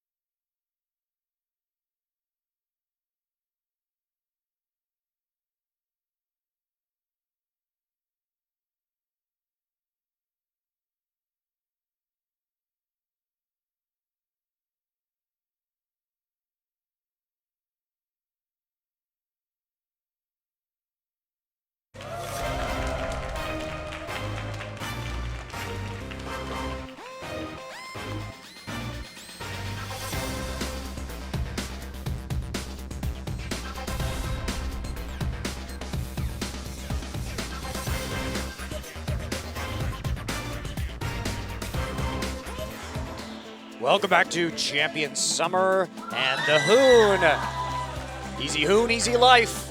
Easy MVP here for our Lulu player. Not too often you get to say you got a solo kill on a Zed with a Lulu in the laning phase. We're going to see it on screen, I'm sure, very soon, but he just played a really measured game. We were thinking maybe the Orianna, but the flexibility of playing the Lulu. Here's the solo kill. Crown overstays. Remember, he'd already used the ult just a couple of seconds earlier. Glitter Lance. Fade away Glitter Lance. Just too damn easy. And look, team fought exactly like he needed to in fights. Yep, and just look how much time he draws from Crown right here, only to still have his flash and his wild growth. Crown tries to get onto him. There's just too much HP and armor right there. And Tom, it's a nice knock-up, and then even if that shuriken hits, doesn't kill him with the shield. And then, look, he became an enabler for Bang just after this. And Bang ran around, Lulu pressed some cooldowns, might have even just been pressing it on the portraits. You don't even need to click on him in team fights. That feels good, man. I wanted the Zeke's Harbinger, Papa Smithy. It just wasn't the time. Samsung just didn't put up enough of a fight. Bliss back on the Fizz, in the jungle for some reason. I don't know. Bring back Eve, please. Monte Cristo, he's good. And speaking of, that sounds like a substitution. It does sound like a substitution over on the Samsung side of things. And I bet it's Eve. It is Eve. Look at him. He's right there in the booth. Bliss couldn't make it work on the jungle Fizz. And so he will be removed in favor of Samsung's more stable jungler. Now look, Eve's a good jungler on a team that's just been struggling a lot of the season. His Nidalee by far has been the most effective of the picks. He's 4-2 on that champion. So it's been the Nidalee that's really pushed forward. Definitely his highest KDA champion. Can play all the meta picks, and you don't have to expect the jungle Fizz. So suddenly the flex jungle Fizz, probably just a pick to prey on the Hoon in mid lane. Yeah, and prey on the Hoon it did. Last time these two teams faced off, but Easy Hoon really delivering out of the mid lane right there. We talked about the Orianna maybe coming in, but no, it was the Lulu with that Vayne. And guess what? It's time for more substitutions, Yay! Papa Smithy. But who is it this time? Oh yeah, Bengi. The expected jungle substitution. Tom was actually quite chained that game. Tom Unchained never happened. He never got to run around and kill Bliss in his jungle. But the double jungle substitute comes through, and oh, look who it is. I didn't see a shot of FLICKR right there in the booth, but Bengi and FLICKR will be returning here for Game 2. I'm a bit surprised they are actually playing FLICKR. Maybe SK Telecom have a flight they need to catch in about 45 minutes. Really need to power through this game, but playing their strongest possible lineup doesn't look like they want to fall prey to one of those losses to Samsung like they did on the other side of the bracket. Man, that's so much power, so much experience to bring in partway through a series. That's why I love the substitution role. As you're just pointing to the carry rating for Bengi, 64.4% kill contribution. Yeah, pretty low there actually, and that's one of the weirder things about SK Telecom is they tend to have very low kill contribution across the board because they play a skirmish style. They don't really team fight until they have a large advantage. They prefer to play around the solo lanes, get solo kills onto Marin and FLICKR. It's pretty damn different to what we see a lot of Korean teams doing. And just think about all those big wins that SKT have picked up. It was FLICKR taking over the game on Victor, just galloping around mid lane, taking down multiple turrets himself. Marin smashing in a 1v1 sense in the Rumble. There's a reason why you compare them to, say, Ku, who's been second for all of the season, maybe fallen away recently. They have, on average, 10% higher kill participation numbers across the board just because they team fight for objectives, whereas, as you mentioned, it's usually Bengi Marin, Bengi FLICKR, really setting up the solo lanes to get a lot of work done in isolation, and by the time it's the team fight phase, game's almost over. Yeah. So with this new revamped roster from SK Telecom, will they be able to take on the standard roster from Samsung, including Eve? Both teams running what has been normal lineups for them recently. Of course, Luna and Wraith have been pretty interchangeable over the course of this season. They've both seen some pretty decent play time. Surprisingly, so we don't see Wraith. Wraith's been out of the Samsung lineup for what, about 3 match series now. He actually has higher win percentage, higher KDA, in statistics at least. He's really superior, and I would have loved to see him just for the story of him facing against his old team SK Telecom, but they're sticking with Luna. Honestly, the support didn't really make a big deal in the first game, so Samsung, they had bigger problems than just which support they were running. Maybe if Wraith plays against SK Telecom, it's like Captain Picard against the Borg. He can't. He's normally just such a great player, a great officer, but he just can't handle being in that specific situation. He was once assimilated, broke free, but too much trauma there to be level-headed in that particular match. It's been a long road getting from there to here. Well, and a Victor and Italy ban against Eve. Interesting. So they actually are going to ban out 2 mid laners that FLICKR has been known to play, particularly that Victor that one would have thought they would have been happy to play. The Vayne ban, surprisingly, I will think be this there. might become more and more common, Monte Cristo. It feels like Vayne is really shooting up the rankings, and this is a stat we actually drew, was that I had a feeling that we would see some Elise this series. First picked as expected. You were saying 65% win rate for Bengi on this champion. Elise so strong on patch 5.14. It feels like she's now the queen of the early game after Eve saw a couple of tweaks downwards. Now we are seeing a bit more AP Evelyn with the likes of the Rylai's and the Challenger Series over in NA to get picks, and I think that's still strong, but Elise right now, super powered, I'd have to say. Yeah, I am excited about this Elise pick on Bengi. Just to talk about Elise, he is 11-6 all-time on the champion, but most notably, my favorite Bengi Elise moment was actually in the Season 3 group stages of the World Championship against OMG, when, to this day, I don't think there has been a more impressive display of team coordination than them grouping up, taking down all 3 turrets in the mid lane and an inhibitor very early on in that game. And how was that empowered? That was empowered through Spiderling tanking on the turret by Bengi. It was very well played by him. So definitely a champion to look out for from Bengi. I'm glad to see it back in the meta. And speaking of Season 3, Elise versus Lee Sin is the jungle matchups. Definitely a blast from the past. Yay! Korea has had some excellent Elise players, probably notably Cacao was perhaps the best of the Elise players. Sad to see him no longer in Champions, but Bengi's right up there, as you mentioned. Don't really think of him or associate him as strongly with the champion, but the win rate can't be denied. Yeah. He definitely isn't his most played champion. It's actually his 6th most played champion, but he's really shown that he has a mastery of it when push came to shove. And of course the Lee Sin, something we've seen Lyra playing recently, and now we have Thresh and Rumble for Samsung, so taking that pick away from Marin. Really interesting that all of a sudden SK Telecom deprioritizing the Rumble pick, which they took in the first round of the draft on Red Side last time. And now, we talked about this last time, but the Kog'Maw coming into play. I think this is a very important champion for SK Telecom to become better at. It's also a flex pick, Monte Cristo. We've already seen both AD carry and mid lane Kog'Maw come through from SKT, one of the only teams to actually try the mid lane Kog'Maw. It's probably going to be in the AD carry role, as fans are gasping because there's a whole load of assassins they're mousing over to consider for FLICKR in the mid lane. Would be exciting stuff, though. It will not be the LeBlanc. Bang is just trolling us right now. The Gnar, quite effective in a kiting composition. The Rise up this game, I'm not sure they're going to select that, though. I'd love to see Marin play the Riven into the Rumble. That would be quite exciting. We're basically just going through FLICKR's entire champion pool from this season right now on our screen, with Bang highlighting a wide variety of these picks. Even our observer wants him to mouse over to Fiora. It's all the melee assassins. FLICKR said in an interview that he loves to play those melee assassins, but this required a blind pick and the return of FLICKR's Ahri that, honestly, probably on the lower end of the spectrum when it comes to his picks this season. He's struggled a little bit on that champion. Yeah, he just hasn't looked as good as a player like Mickey, and Crown with a grin on his face on your screen as you see him lock in that Yasuo. It's a great comp for Yasuo. They already have Rumble and Corki for AP damage. Suddenly, FLICKR back into the lineup, and we get this pseudo counter pick with the Yasuo. Very interesting. We'll see what he can do versus FLICKR. Of course, FLICKR can just Spirit Rush through the wind wall, so it's not as much of a counter as Yasuo is on certain other champions. Alistar and Eve's Lee Sin can provide sufficient knockups.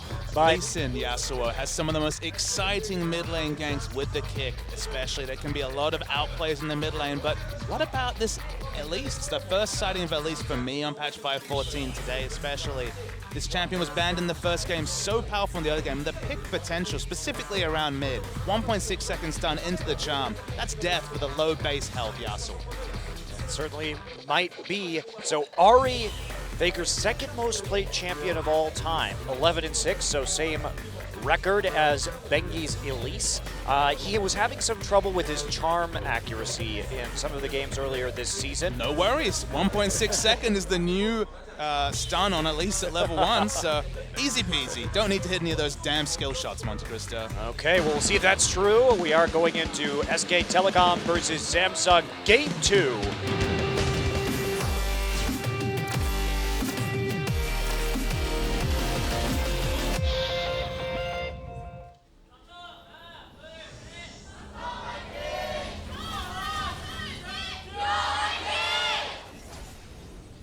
Welcome to Game 2 right now between SK Telecom and Samsung. SK Telecom picking up a pretty quick win in game number 1. Now we will see the return of Elise, which has obviously already started this week since we are on patch 5.14. And intriguingly, FLICKR's already making a return too. And that's a champion, talked about, didn't look so clean like we're used to seeing from FLICKR. But perhaps he's been refining those mechanics, honing them once again. So bang. With the fa-la-la in the brush as the reindeer Cogmore. Now, you've been a bit depressed recently, Montecristo. You're very sad that all the streaks have been ending. Kuro's victor streak, streaks in general, SKT's winning streak, dying like the Undertakers at 21-1. Exciting news, Wolf is 10-0 this season on Janna. But he has lost a game on Janna professionally. Not this season, so look, we have to redefine these stats. The hype trains, they're a bit shorter. They're becoming, 2-3 stop hype trains, but 10-0, that's still a streak. I like the all-time records. I don't want to stretch for this. Well, you're going to have to Smithy. sell him, Montecristo, because the all-time has been falling in multiple ways. He's 17-1 all-time on Janna.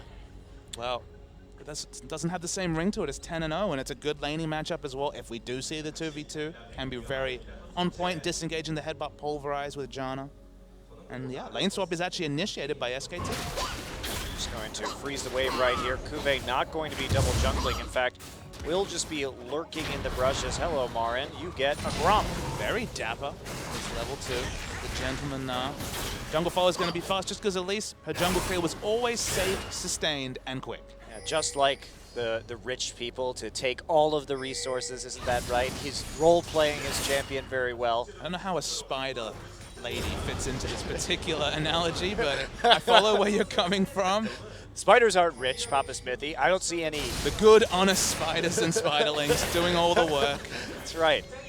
She's just a beast of burden for Gentleman Nar. Scumbag Yordle. Scumbag Yordle, hard-working spider. FLICKR hits his first charm of the game, doing his best to quieten your questioning of his skill shots. It just didn't look so good. I mean, this pick instilled terror for a very long time, but this season especially. His Azir and his Ahri, certainly the A is just not working. He's got to go back to his League of Legends ABCs, I guess. Yeah, no Anivia, no Ahri, no Azir. Sorry, FLICKR, just he actually played a really good Anivia last season. That's true. That was a while ago now. It was. Anivia Also just a random one-off. Never went back to it. Very Godby-esque. Loves the random one-offs. AP Cho'Gath already died a death this season as well. Have we seen one AP Cho? Not this season, no. Sad day. Nivea and Cho'Gath, those release champions, just can't compete. So just forcing Kuve off the turret right there, punishing him a little bit for his lack of a jungle follow. Meanwhile, Eve, going for a level 3 dragon attempt. Does have to have some tanking here from Luna. And the trend of dragons has certainly been later. It's been about, what, 15 to 17 minutes Really very commonly early for the first dragon. Samsung, they've got the Rumble, they've got the Corki, they've picked for dragon control. And man, they're going to get that 5th dragon timer starting early. 4 minutes is your first dragon. 28 minutes potentially for the 5th dragon. Yeah, and this was a bit of a change. First off, when they saw the Rumble in the top side, as FLICKR gets knocked up right here, Charm's going to hit a minion. There's a miss. Skill shots galore missing, but they do get a nice chunk. Eve going to fall low on the Gromp in his own jungle. But to talk about this lane swap for a second, they saw Kuve not going for the double jungle, so they responded by trying to force him off of his tower. It has given Marin a slight level advantage and a pretty nice CS lead, actually, but it came at the cost of this dragon. So we'll have to evaluate whether that was worth it later in the game.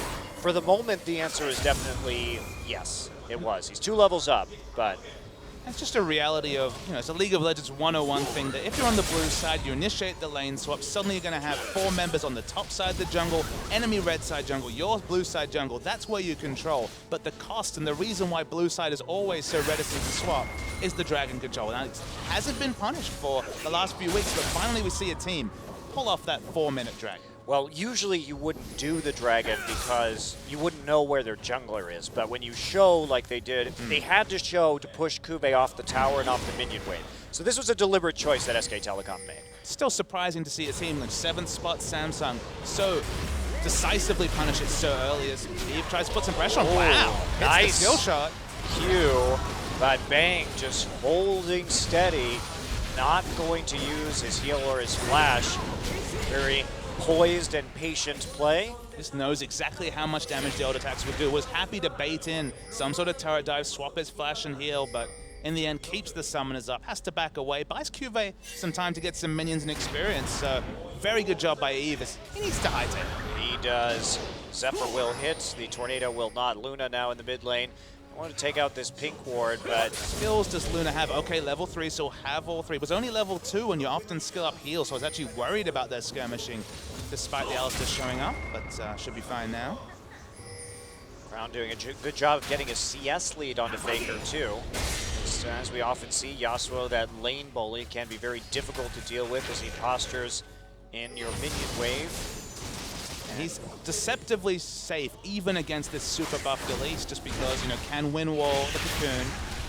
Benny doing a lot of damage on Delise and has the hyper mobility. Already see they've tried to gank him a couple of times. Samsung taking a decisive dragon, playing decisive in the mid lane. That's already more than we might have expected after getting crushed in game 1. Oh, there we go. There's the dive, and there's the knockup. Goodbye, first blood onto Crown. FLICKR didn't even have a chance to flash or spirit rush right there, and a bit of cocky play playing forward. He knew that Luna and Eve were there, ready and waiting, but Luna with a nice flash headbutt pulve just comes out of the fog of war and nails FLICKR underneath his turret. It's the exclamation point on what has been some smart early play from Samsung. They've understood what they had to work with, what SKT were trying to force them into, and played smartly around it. Suddenly Yasuo can go back, almost has that static shift, has all of it barring the recipe. And Samsung, maybe they're going to play spoiler again. Can they actually pick up a win? Okay, it's still very early. They don't have any big advantages, but at least they're not putting themselves in a hole or being dictated to by SKT. Yeah, the Gnar is really what you have to worry about, though, because for SK Telecom, getting the Gnar a big lead is going to mean so much, because Samsung is mostly based around burst damage this game, and actually, their damage is going to be pretty low in the late game. When we think about Rumble, Yasuo, and Corki, it's going to be really hard for them to kill a 5 or 6 item Gnar with anything at all. And given the mobility of FLICKR, locking FLICKR down late may also prove problematic. They also do not have an exhaust to temper the damage coming in from the Ahri. It's oftentimes what you see because you know she's going to be in exhaust range on some of these plays. So we saw Samsung try to play the split push game with Zed last game. Now, Zed versus Rumble, which would have been the eventual 1v1 that we didn't really get to see. It's a bit of a mismatch. It's Crown going in and out, but not being able to draw anything out of Bengi. Yasuo versus Gnar is actually another matchup that Yasuo does very well and can win wall a lot of the damage. That, of course, pops the boomerang toss from the Gnar, who's not able to pick up the refresh cooldown mechanic. You're going to get the 50% armor penetration from the ult. There might be a scenario where Crown can really create headaches, even if we see massive armor stacking from Ahri. It's possible, but you have to consider the exhaust on Janna too. Exhaust is such a powerful spell. For team fights, I agree, but there is a scenario where Yasuo runs all over a full tank in the side. Well, we'll see if that happens or whether SK Telecom can group up and dodge that situation a little bit. Again, this bot lane has just been action-packed today. Tons of trading. It's Kog'Maw versus Corki. This is the matchup that really led to the re-rise of Kog'Maw as an AD carry just because he does so well in the laning phase, outranges the strong burst damage trades that a Corki's able to put out. So now with the Sheen, hasn't even had to opt into the phage. Lane only gets worse for Corki, which it's kind of troubling. Laning phase and jungle early minion control, specifically around the monster like dragon. It's what you pick the Corki for, and look, if they can secure the second dragon, maybe they'll go a long way to justifying the choice of the Corki, but they need to really keep on the clock and get that 10-minute dragon. Yeah, well, that seems really unlikely right now that they are going to get it right at spawn, considering the current state of affairs. Warding definitely in favor of SKT. Now, interestingly, I'm intrigued by this build from Marin because he almost never goes for a tank item first on Gnar. We see him loving the Black Cleaver first. We see him loving the Hex Drinker first. It's a bit of a change to have him not looking for any kind of lane or split push pressure. And that's kind of the surprising thing. It's one of the reasons why we speculated another Q comes dangerously close from Crown that SKT was struggling is that he was a bit inflexible, like you mentioned. It was always the really damaging item. He's going for the big play. Nope, kicks him the wrong direction. FLICKR there with the Spirit Rush to get out of that. And meanwhile, Bengi picks up a kill on the bottom side. Fury will be pushed off. So will this result in a dragon? FLICKR out of mana right now is going to recall. So no dragon for SKT. Perhaps a little bit too low, especially since the last breath from Yasuo is up and able to be used. So FLICKR goes for the Merlonomicon first. Just coming back to Marin's build pass, the thing about always building for lane is you always try to extend those 1v1s, that skirmish play that we've already said is SKT's MO. If you actually build tank items like the straight out Spectre's Cowl, you're much more putting faith in team fighting, and look, can be a team fight because Flame has shown that for LGD, but can also have that downside if you pigeon yourself into laning. So it's something different. It's an adaptation that might be relevant to talk about when we talk about the massive playoff games for SKT.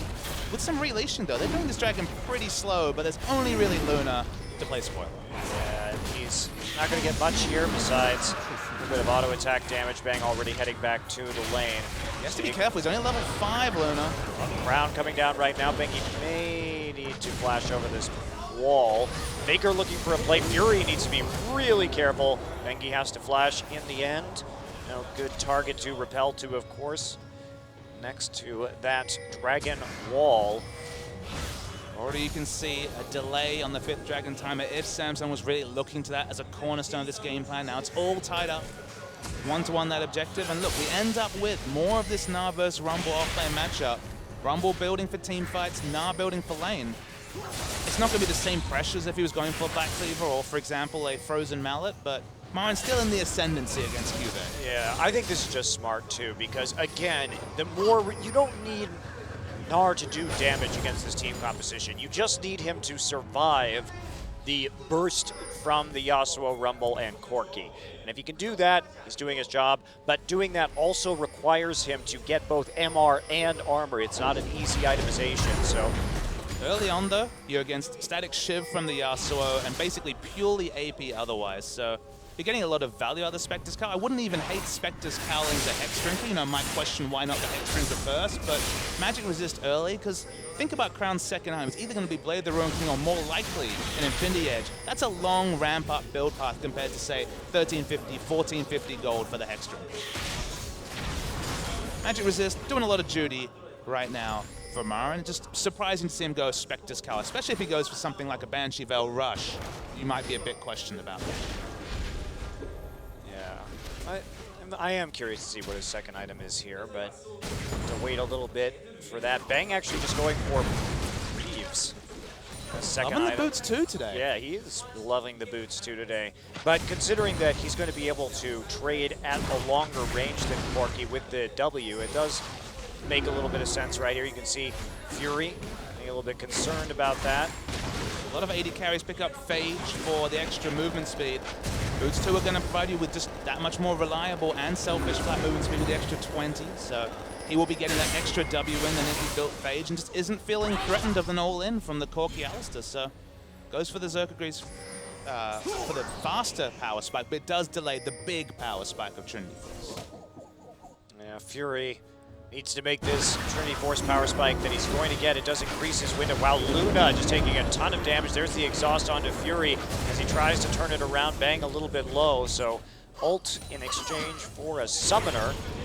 As a melee champion, it means that Alistair has no lane presence till it's up again. Eve poking around. Skill shots are coming close from both Eve and Crown, but not enough to pick up a kill after the very nice receipt on FLICKR earlier.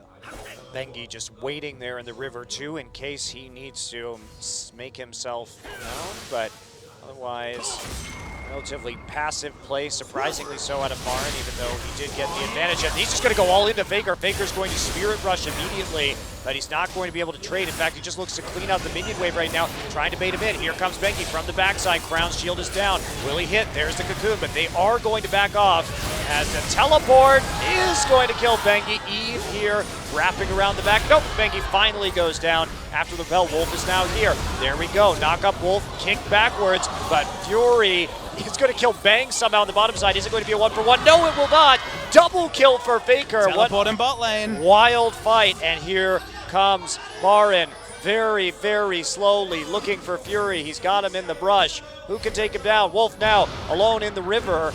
FLICKR coming in. There's a Monsoon after the ignite from Luna. And here comes Marin. They are going to take down Eve and Flash away from the charm. Well, that was interesting. It's an insane fight as Luna headbutt pulverizes himself safely into the turret. That was not something you see very often, practicing the headbutt pulverize mechanics. Such a scattered long fight. I think Crown made a mistake. He used his flash in a situation where he didn't need to. Also used his wind wall very early, not expecting the gank. So if he'd been a bit more judicious with his cooldown, might have lived that little bit longer to still be involved in the fight. But easier to say in hindsight, and what was a very even trade between SKT and Samsung. Well, FLICKR also baited him into that because FLICKR just used his Orb of Deception to clear the wave instead of trading, which probably fooled Crown into thinking that Bengi was not coming.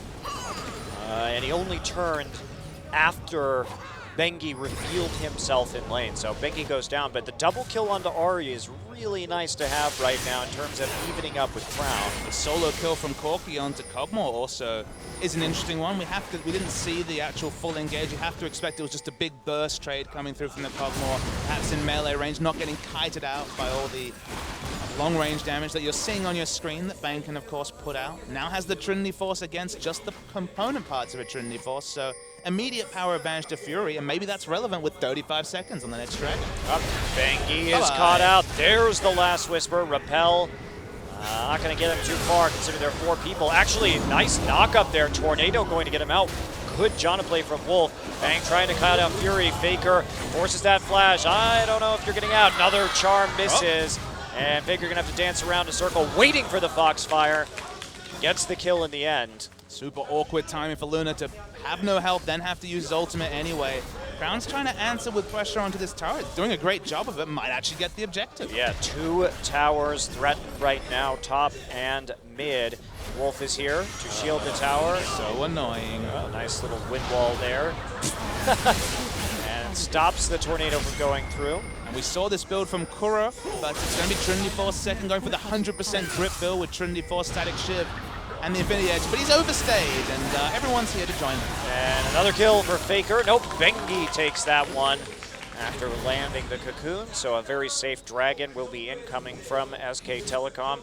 Have all the vision for that, so will they just answer with an attempt on the Tier 1 in top? SK Telecom coming out to a gold lead due to their kills, and in spite of being pretty far behind in farm in the mid lane, FLICKR with a second item loot Zeko.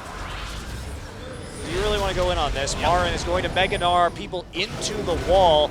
There's a stun, and he's going to hop away. FLICKR coming through the enemy jungle. They will be too afraid to pursue right now. Fury going to get some damage down. There we go. Has to use that Valk to get out. Saves the charm. Knock up combo. Boom. Boulder to the face. And you know what happens when boulders hit manatees. And Wolf just got too close and died actually for a kill trade. That was awkward, but at least the skill shots that we questioned from FLICKR certainly on point in that exchange. Yeah, it's still been a little bit rusty. When I think about Mickey's Ahri, maybe a little bit more accurate in that department.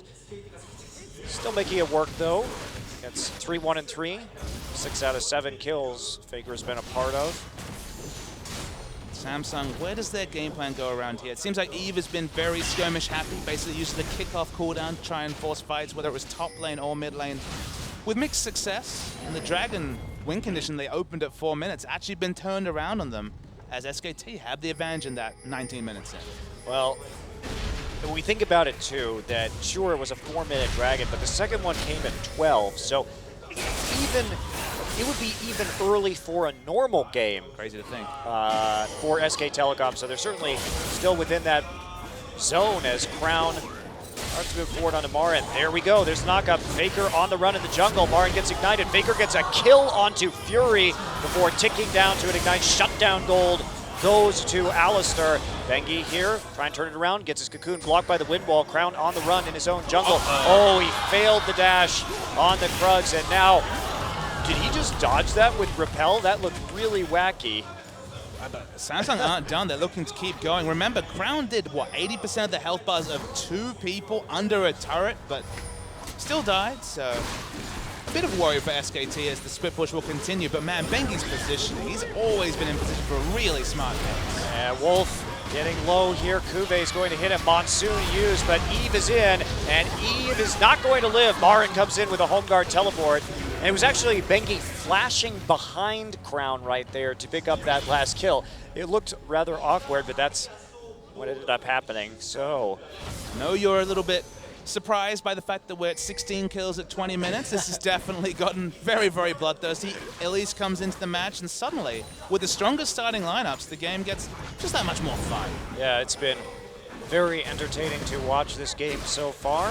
Mid-turret under threat, but Bioarcane Barrage means there's not really a lot of counterplay for Samsung with just the Corki there to defend. Crown feels like one of those solo Q Yasuo's. It's like, just let me fight you one-on-one, damn it. Why is the jungler always there? Because he just keeps going all in and finding someone to counter-gank him there. Yeah, gets caught deep in the enemy's side as Bengi goes on yet another warding mission here. Crown drops a ping ward, and hello, Fury. FLICKR diving underneath that turret. No one here to save you, as Wolf going to block out his exit route, and that means another kill for the Ahri. Bengi chasing Eve around his own jungle. And Equalizer comes in. Not a great one, though. Kuve's overheated, but FLICKR's easily able to kite that out. Still, they force him off the tier 2 turret, and now Bengi at the wrong end of a last breath. Wolf's going to be here to try and save him. Nice tornado. Wolf has just been everywhere this game. And Nessos, Bang picks up a kill onto the Rumble, still free auto-attacking. They haven't really been able to keep on top of this Kog'Maw despite the early laning phase going well. Trinity Force still not finished for Crown because he's died so often. Item timing's falling behind, gold lead amassing for SK Telecom. While we were worried about Marin and his build, looking like he was going tank, but no, Papa Smithy. He went for that Hex Drinker into Maw. Now, Maw of Malmortius. So, hey, all you Marin fans, don't worry about it. He's still going to build for crazy damage. and you hold your mouth. That's not necessarily a Maw of Malmortius. Infinity Edge, it could be that. It could be a Black Cleaver. Have faith in Marin, okay? Nope, I was right. Boom, Maw of Malmortius. Look, it's still pretty damn manly, so we'll give him that. But, pigeonholing himself as man. Uh-oh, FLICKR's 1v1 pick train has begun. He still had another Spirit Red charge. I guess he thought that, oh, Bengi gets caught again. Bengi just going the exact same place to repel as Wolf here this time. The answer is yes. And there's the Zeko forcing Luna to move through, going to punt Marin out. Marin actually very low. He's not very tanky right now. He will perhaps survive this. Bengi next to a flame-spitting Rumble. Not going to live, but somehow FLICKR gets a kill onto Luna. Was it an no? Yeah, it was an Ignite that actually killed him in the end. I think Bengi's unlocked the extra potential of Elise. It turns out that if you're not hitting those cocoons, just show up, get kicked, start a team fight anyway. Has been a strategy for what, the last 10 minutes maybe? Just repel into them every time. You know, you just get kicked. You just opt into the last breath and work it out from there. That has been SKT's initiation plan. It's been going swimmingly. This is a silly, silly game. It is. It's fun to watch, though. It's the constant dueling and action across the map. It's Monte Cristo, look what John has. yes, it's happening. Oh boy. From the support role, though. Oh, I wish Boo.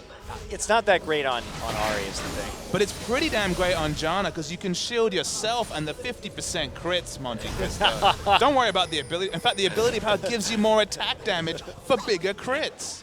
Brilliant. Wolf's got it. Who needs, and that's the best thing about it, you can build that early amp tome. If no one's grouping up, don't need the Medjais, go straight into the Harbinger. All right, so here's what I want now. I'm listening. Wolf needs to build Medjai so that 20% AP does even more work. Oh, think of the AD crits he would put out though. With 20 stack Medjais. That's the dream. That's triple amp tome in your build. That's a bit crazy, but possible. You just want to see a build where it's Sightstone triple amp tome and then he works it out later. That'd be fun. That would be hilarious. Who needs items? Doesn't need boots. He's Janna. Now finally Marin getting some armor here. So getting some much needed survivability against the Yasuo. And we're taking a look at that Zeke's Harbinger. To be fair, are we sure that he's bound with Cogmore? Because I guess 20% more AP for an Ahri who's bursting everyone wouldn't be too bad either. It looks like it's probably the Cogmore. Yes, we can confirm now. So Cogmore, a little cute reindeer. They do have. They are friends, but every 60 seconds you can change targets. So some flexibility there.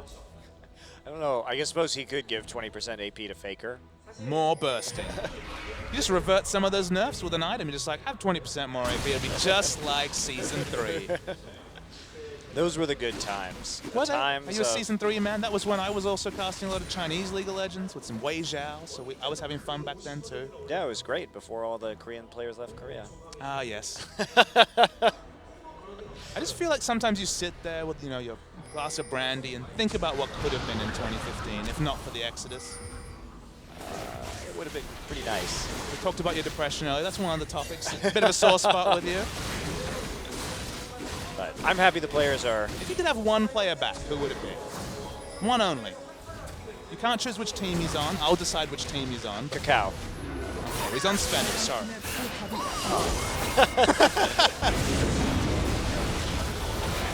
SKT pushing in aggressively. Crown, it's very much a solo kill. Oh, not going to die to the Ignite.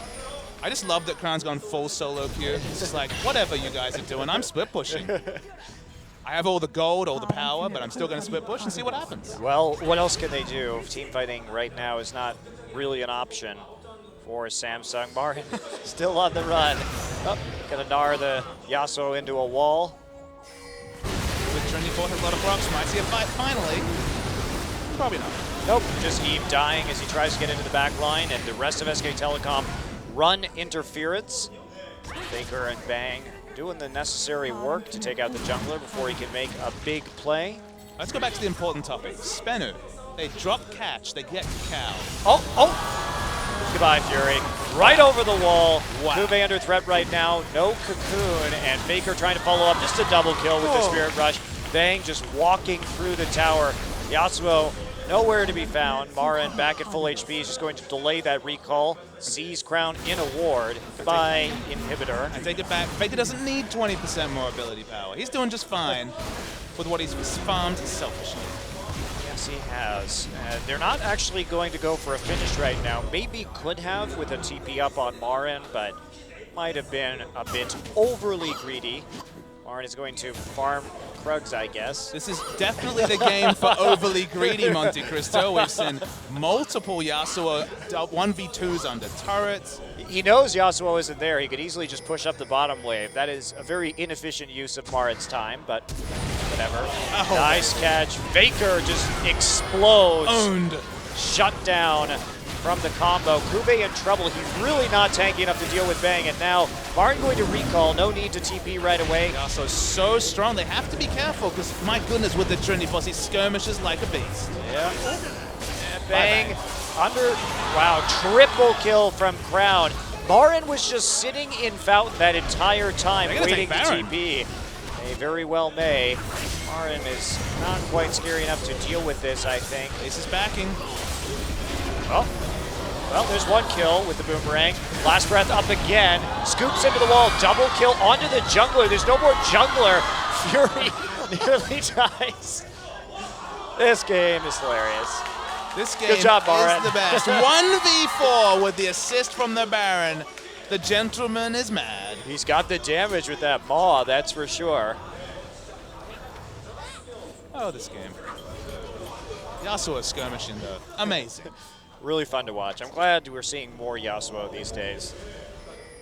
Let's take a look at how this started. I mean, This is where you die. yeah, FLICKR just doesn't bother to even Spirit Rush out of that. Good combo from Luna. And to be fair to Luna, he has had very good engages so far in this series.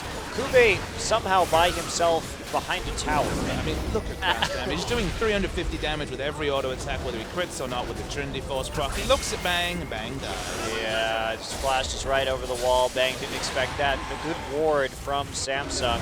But that was such a late TP from Marin, though. He, first off, recalled when that fight started. Calculated. He was right Vid was ready. just sitting there. We're fighting on the small screen as well. Already had one death for Alistair. Cube has to die. We're pushing. In fact, we're over 1 kill a minute. This is what we love to see. You mentioned in the intro, the preamble, that there's a lot on the line. You can tell from the fact that we have 32 kills in 30 minutes. Yeah. Fake's not done. Oh, gets the flash out of Eve, and he's still gonna go for it. Kick into the Brown's last dead. round. FLICKR just dies at the re-engage. Fury, Wolf gonna go down too. What a hilarious game. Wow, I mean, Crown Banky's is underneath the tower. murdering people. Crown is doing a lot of damage.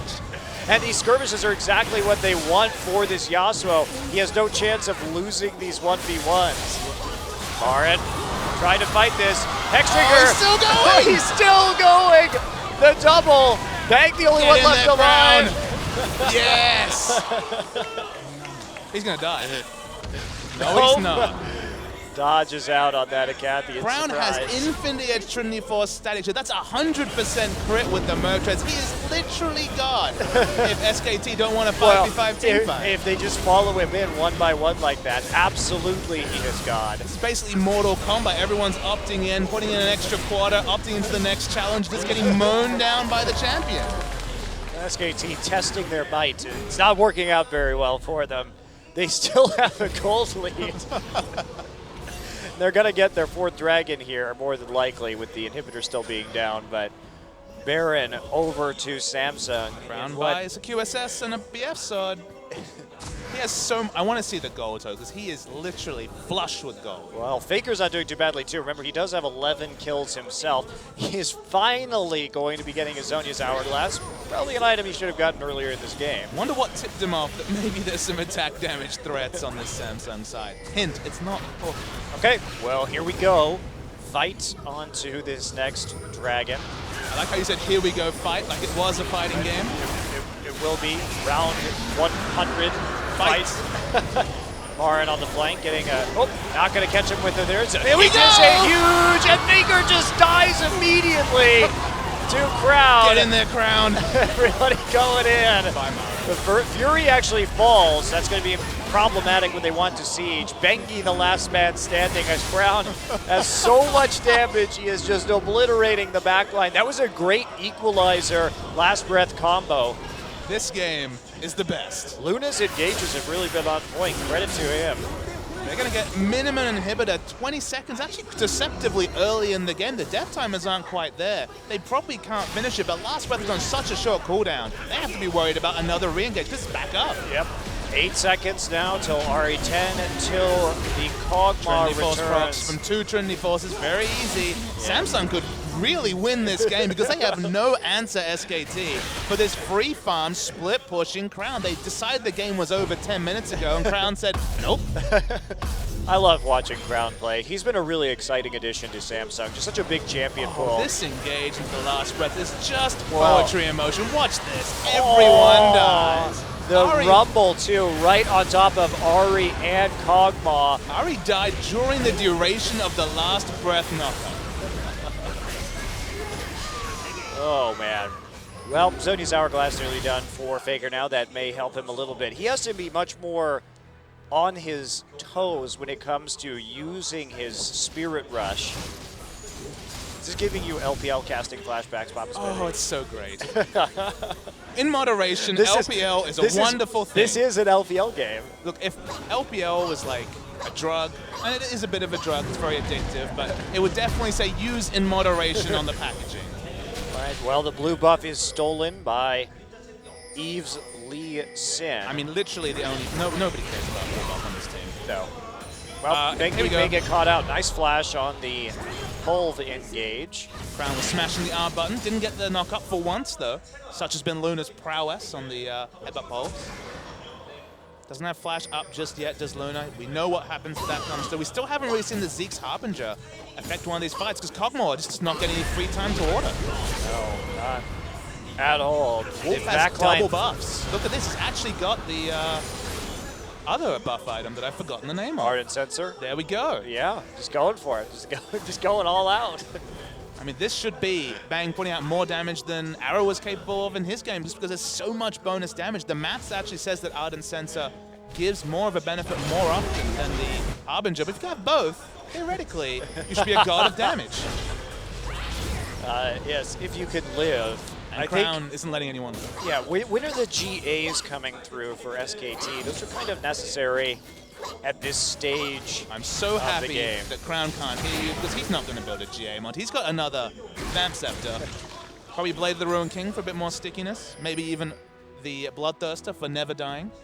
Or Edge's more upfront burst. Yep. Bloodthirster. He needs more burst. More burst, definitely necessary.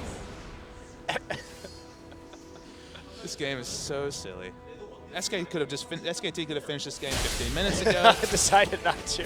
While we were watching hijinks with Crown split pushing while his team was losing.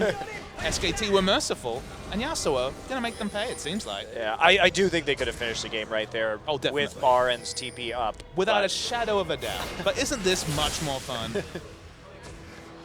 All right, SK Telecom. They now have to look for a pick. They want to just burst somebody down with Ari and the Kog'Maw. But Benki, they know he's there. Uh-oh, here we go. Oh, they get Eve. Very high burst damage. Crown now on the run. Can they take him out? Does have that win roll? Nope, just going to QSS. Gets the speed boost from that as well. They're going to keep chasing him. Cuvée dies in the side lane. SKT, they had a lot of time, but this might be the game. Yeah, I think they're done with Samsung shenanigans right now. Now Luna's still alive with They don't Flash. have a minion wave, actually, so they can't finish the game. Crown here with his Elixir of Wrath, burning red. How many could they take in a 3v5? Could they take a 3v4? They might be able to, you know. They lost one threat. Well, they lost the Rumble, though. That's actually one of the bigger parts of their backline damage combo. Because someone dies instantly, and then the Dream. I mean, with the Elixir of Wrath especially, we're talking about so much effective lifesteal, 10% plus, of course, 10% on all physical damage abilities like his Q. He has 384 AD right now. He's so buffed up right now. Brolaf has no idea. None. Okay, Marin sent back to answer the split push. They just go for an inhibitor. Looks like they want to play it out a bit more cleanly at this stage. Really? This is the time to play it cleanly? I guess. When there's 45 kills at 37 minutes? I guess you just want your inhib back up for the next Dragon and the next Baron. This is when you have an epic kegger and then you're like, maybe I should clean up with your single napkin and like one damp sponge. There's a lot to clean up, Monte Cristo. Very few tools to do it with. You are correct. Well, Thornmail done for Marin now. That is at least something to work with to help this Gnar survive. And Bang also gets the QSS. I'm not really sure what he's going to QSS. That's the question. There's no exhaust and ignite, perhaps. You can't QSS the knock-up from the last breath. Yeah, what is he going to QSS? Going to QSS some magic damage or It's a not slow. even, yeah, no exhaust. He's waiting for the blade to be completed 6th item so he can QSS the movement speed slow. I really question that item. I think GA is a million times better here. Don't know what to tell you. Something he's decided to make. Wow, Marin is a pick machine, but they have to be so careful. Luna has that flash head up pole. Samsung have to fight this at some point. Wind wall already down. And there we go. Marin gets into the mix. The Crown just going to QSS the stun. He gets it. Bang gonna flash the equalizer right there. Double kill for FLICKR as he comes in around the flank. 3 members already done from Samsung, and this looks like the win for SKT as FLICKR and Bang head into the mid lane right now. They have minions there. They're just delaying Crown, the rest of the team. He's trying to go crazy. He can definitely go crazy, Monte Cristo. Actually, he forces them out in a 3v2, but that's going to be the end of the game all the same. Where's the They bought chivalry? the time. Where's the chivalry, Monte Cristo? SK Telecom wins in the end a 49 kill game in 39 minutes.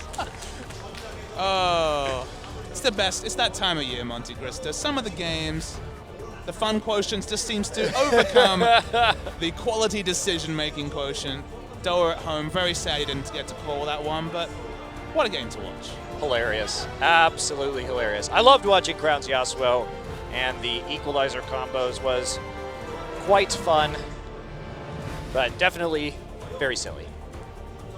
Interesting to see SKT maybe tease us with something they'll see in the future, which is the double pick combination combos of the likes of Ari and Elise that might actually be very important. We're looking at the damage dealt graph. Actually, Ari and Yasuo are surprisingly equal. I guess Yasuo spent a lot more time split pushing than necessarily participating in fights, but man, over that constricted, 15 minutes he had the Trinity Force completed and then subsequently the Infinity Edge, massive burst of damage in the Yasuo. Let's hope that he comes back into the meta more and more because it's just so amusing to watch. Yeah, I really always liked Yasuo as a champion. Very fun to watch, but some of those nerfs really hurt him, but I really enjoy the wind wall mechanic, and I like seeing the versatility that he has when it comes to either teamfight burst or split pushing. There's a lot of interesting ways to build him, a lot of variety there. And we're just thinking about the build coming through from Bang. He had Infinity Edge and Trinity Force when it comes to critical strikes. That's 30% crit. With the Harbinger when it was up, that would have been 80% crit. It's fun how this one item lets you play with your item decision making as an AD character. Suddenly, you don't need that Phantom Dancer as quickly to put out what is deletion damage on the Cosmo. I agree. It's a great item. I love to see more items with actives too that create more opportunities for play and decision making rather than just having that passive. I think it's a really good addition.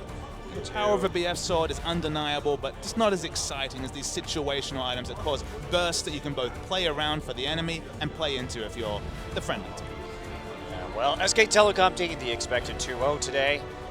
Did get to see a little bit of Easy Hoon and Tom. Got to see FLICKR's Ari again, always a treat. And now we are going to be going into our MVP interview. But who is that MVP?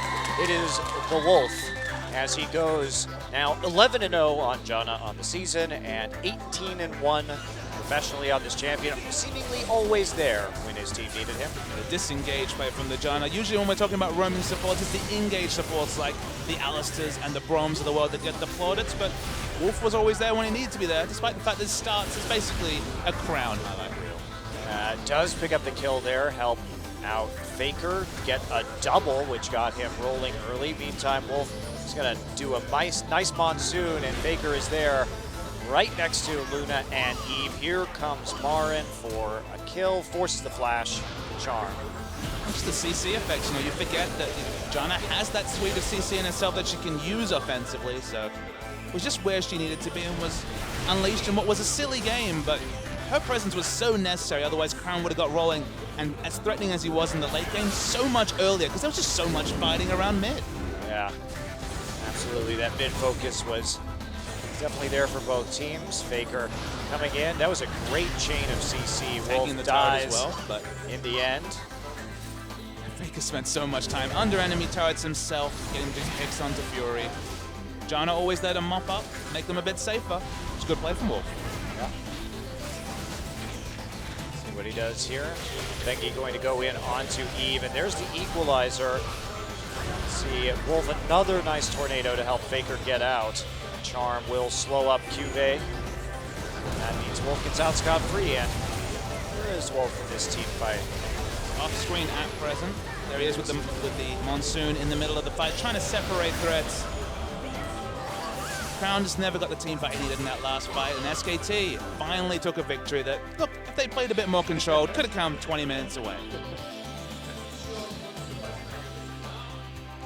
Okay, well, we are going to go into an MVP interview now with Easy Hoon and Wolf. George is here to translate for us today. Take it away. All right, hello LCK fans, this is George.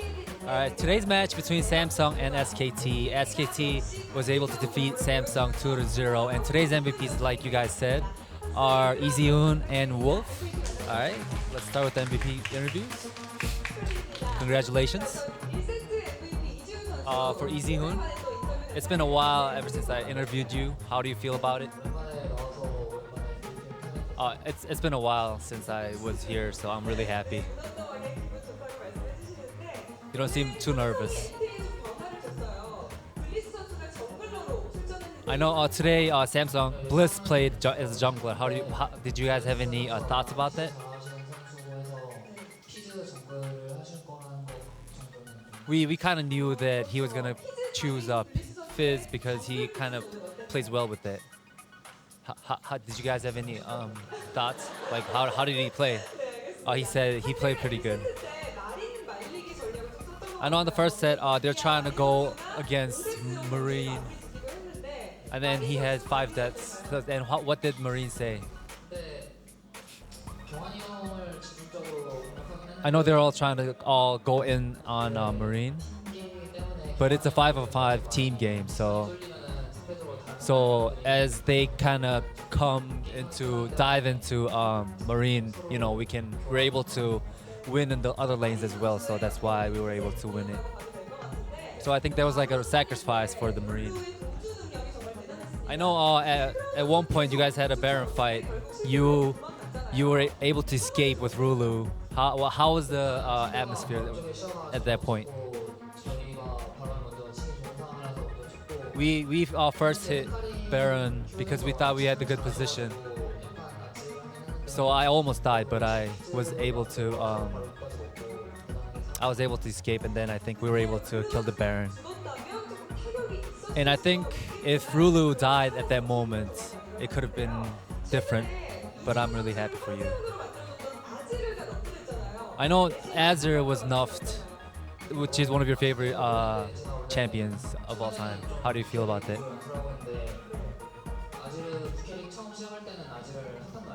When I first started playing Azir, I kind of didn't feel it, so I didn't play him very well, but I think he still is a very good champion, because, even if after the nuff.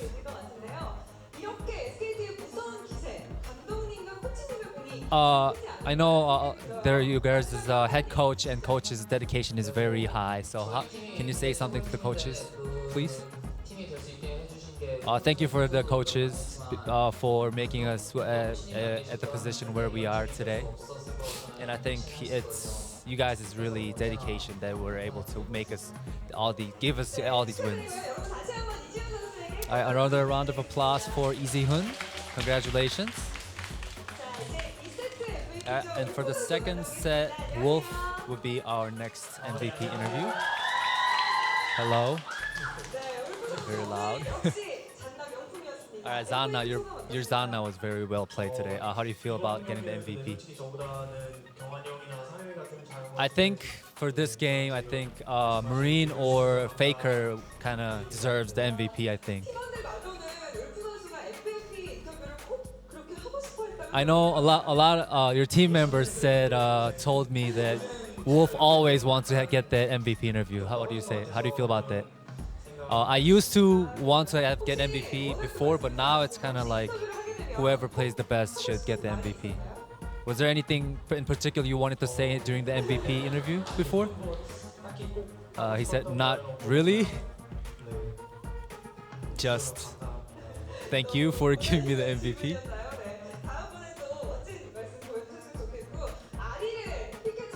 I know you guys picked Ari, and opponent picked Yasuo. How was the atmosphere? What did you guys talk about? We weren't worried that much.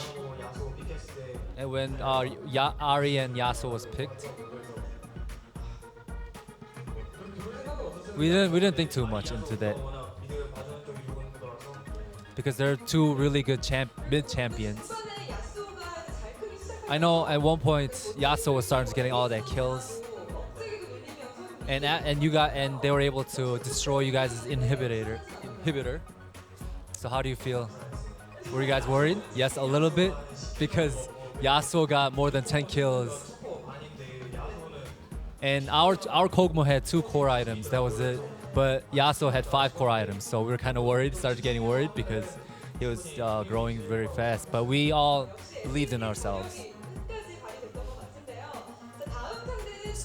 So next game is going to be against Najin. I know Najin is going to practice really a lot because they're trying to make the playoffs. So can you say something about that? We will try to practice more and play better next game. Thank you for all the fans for cheering for our team. And thank you also for the coaches as well. All right, another round of applause for Wolf.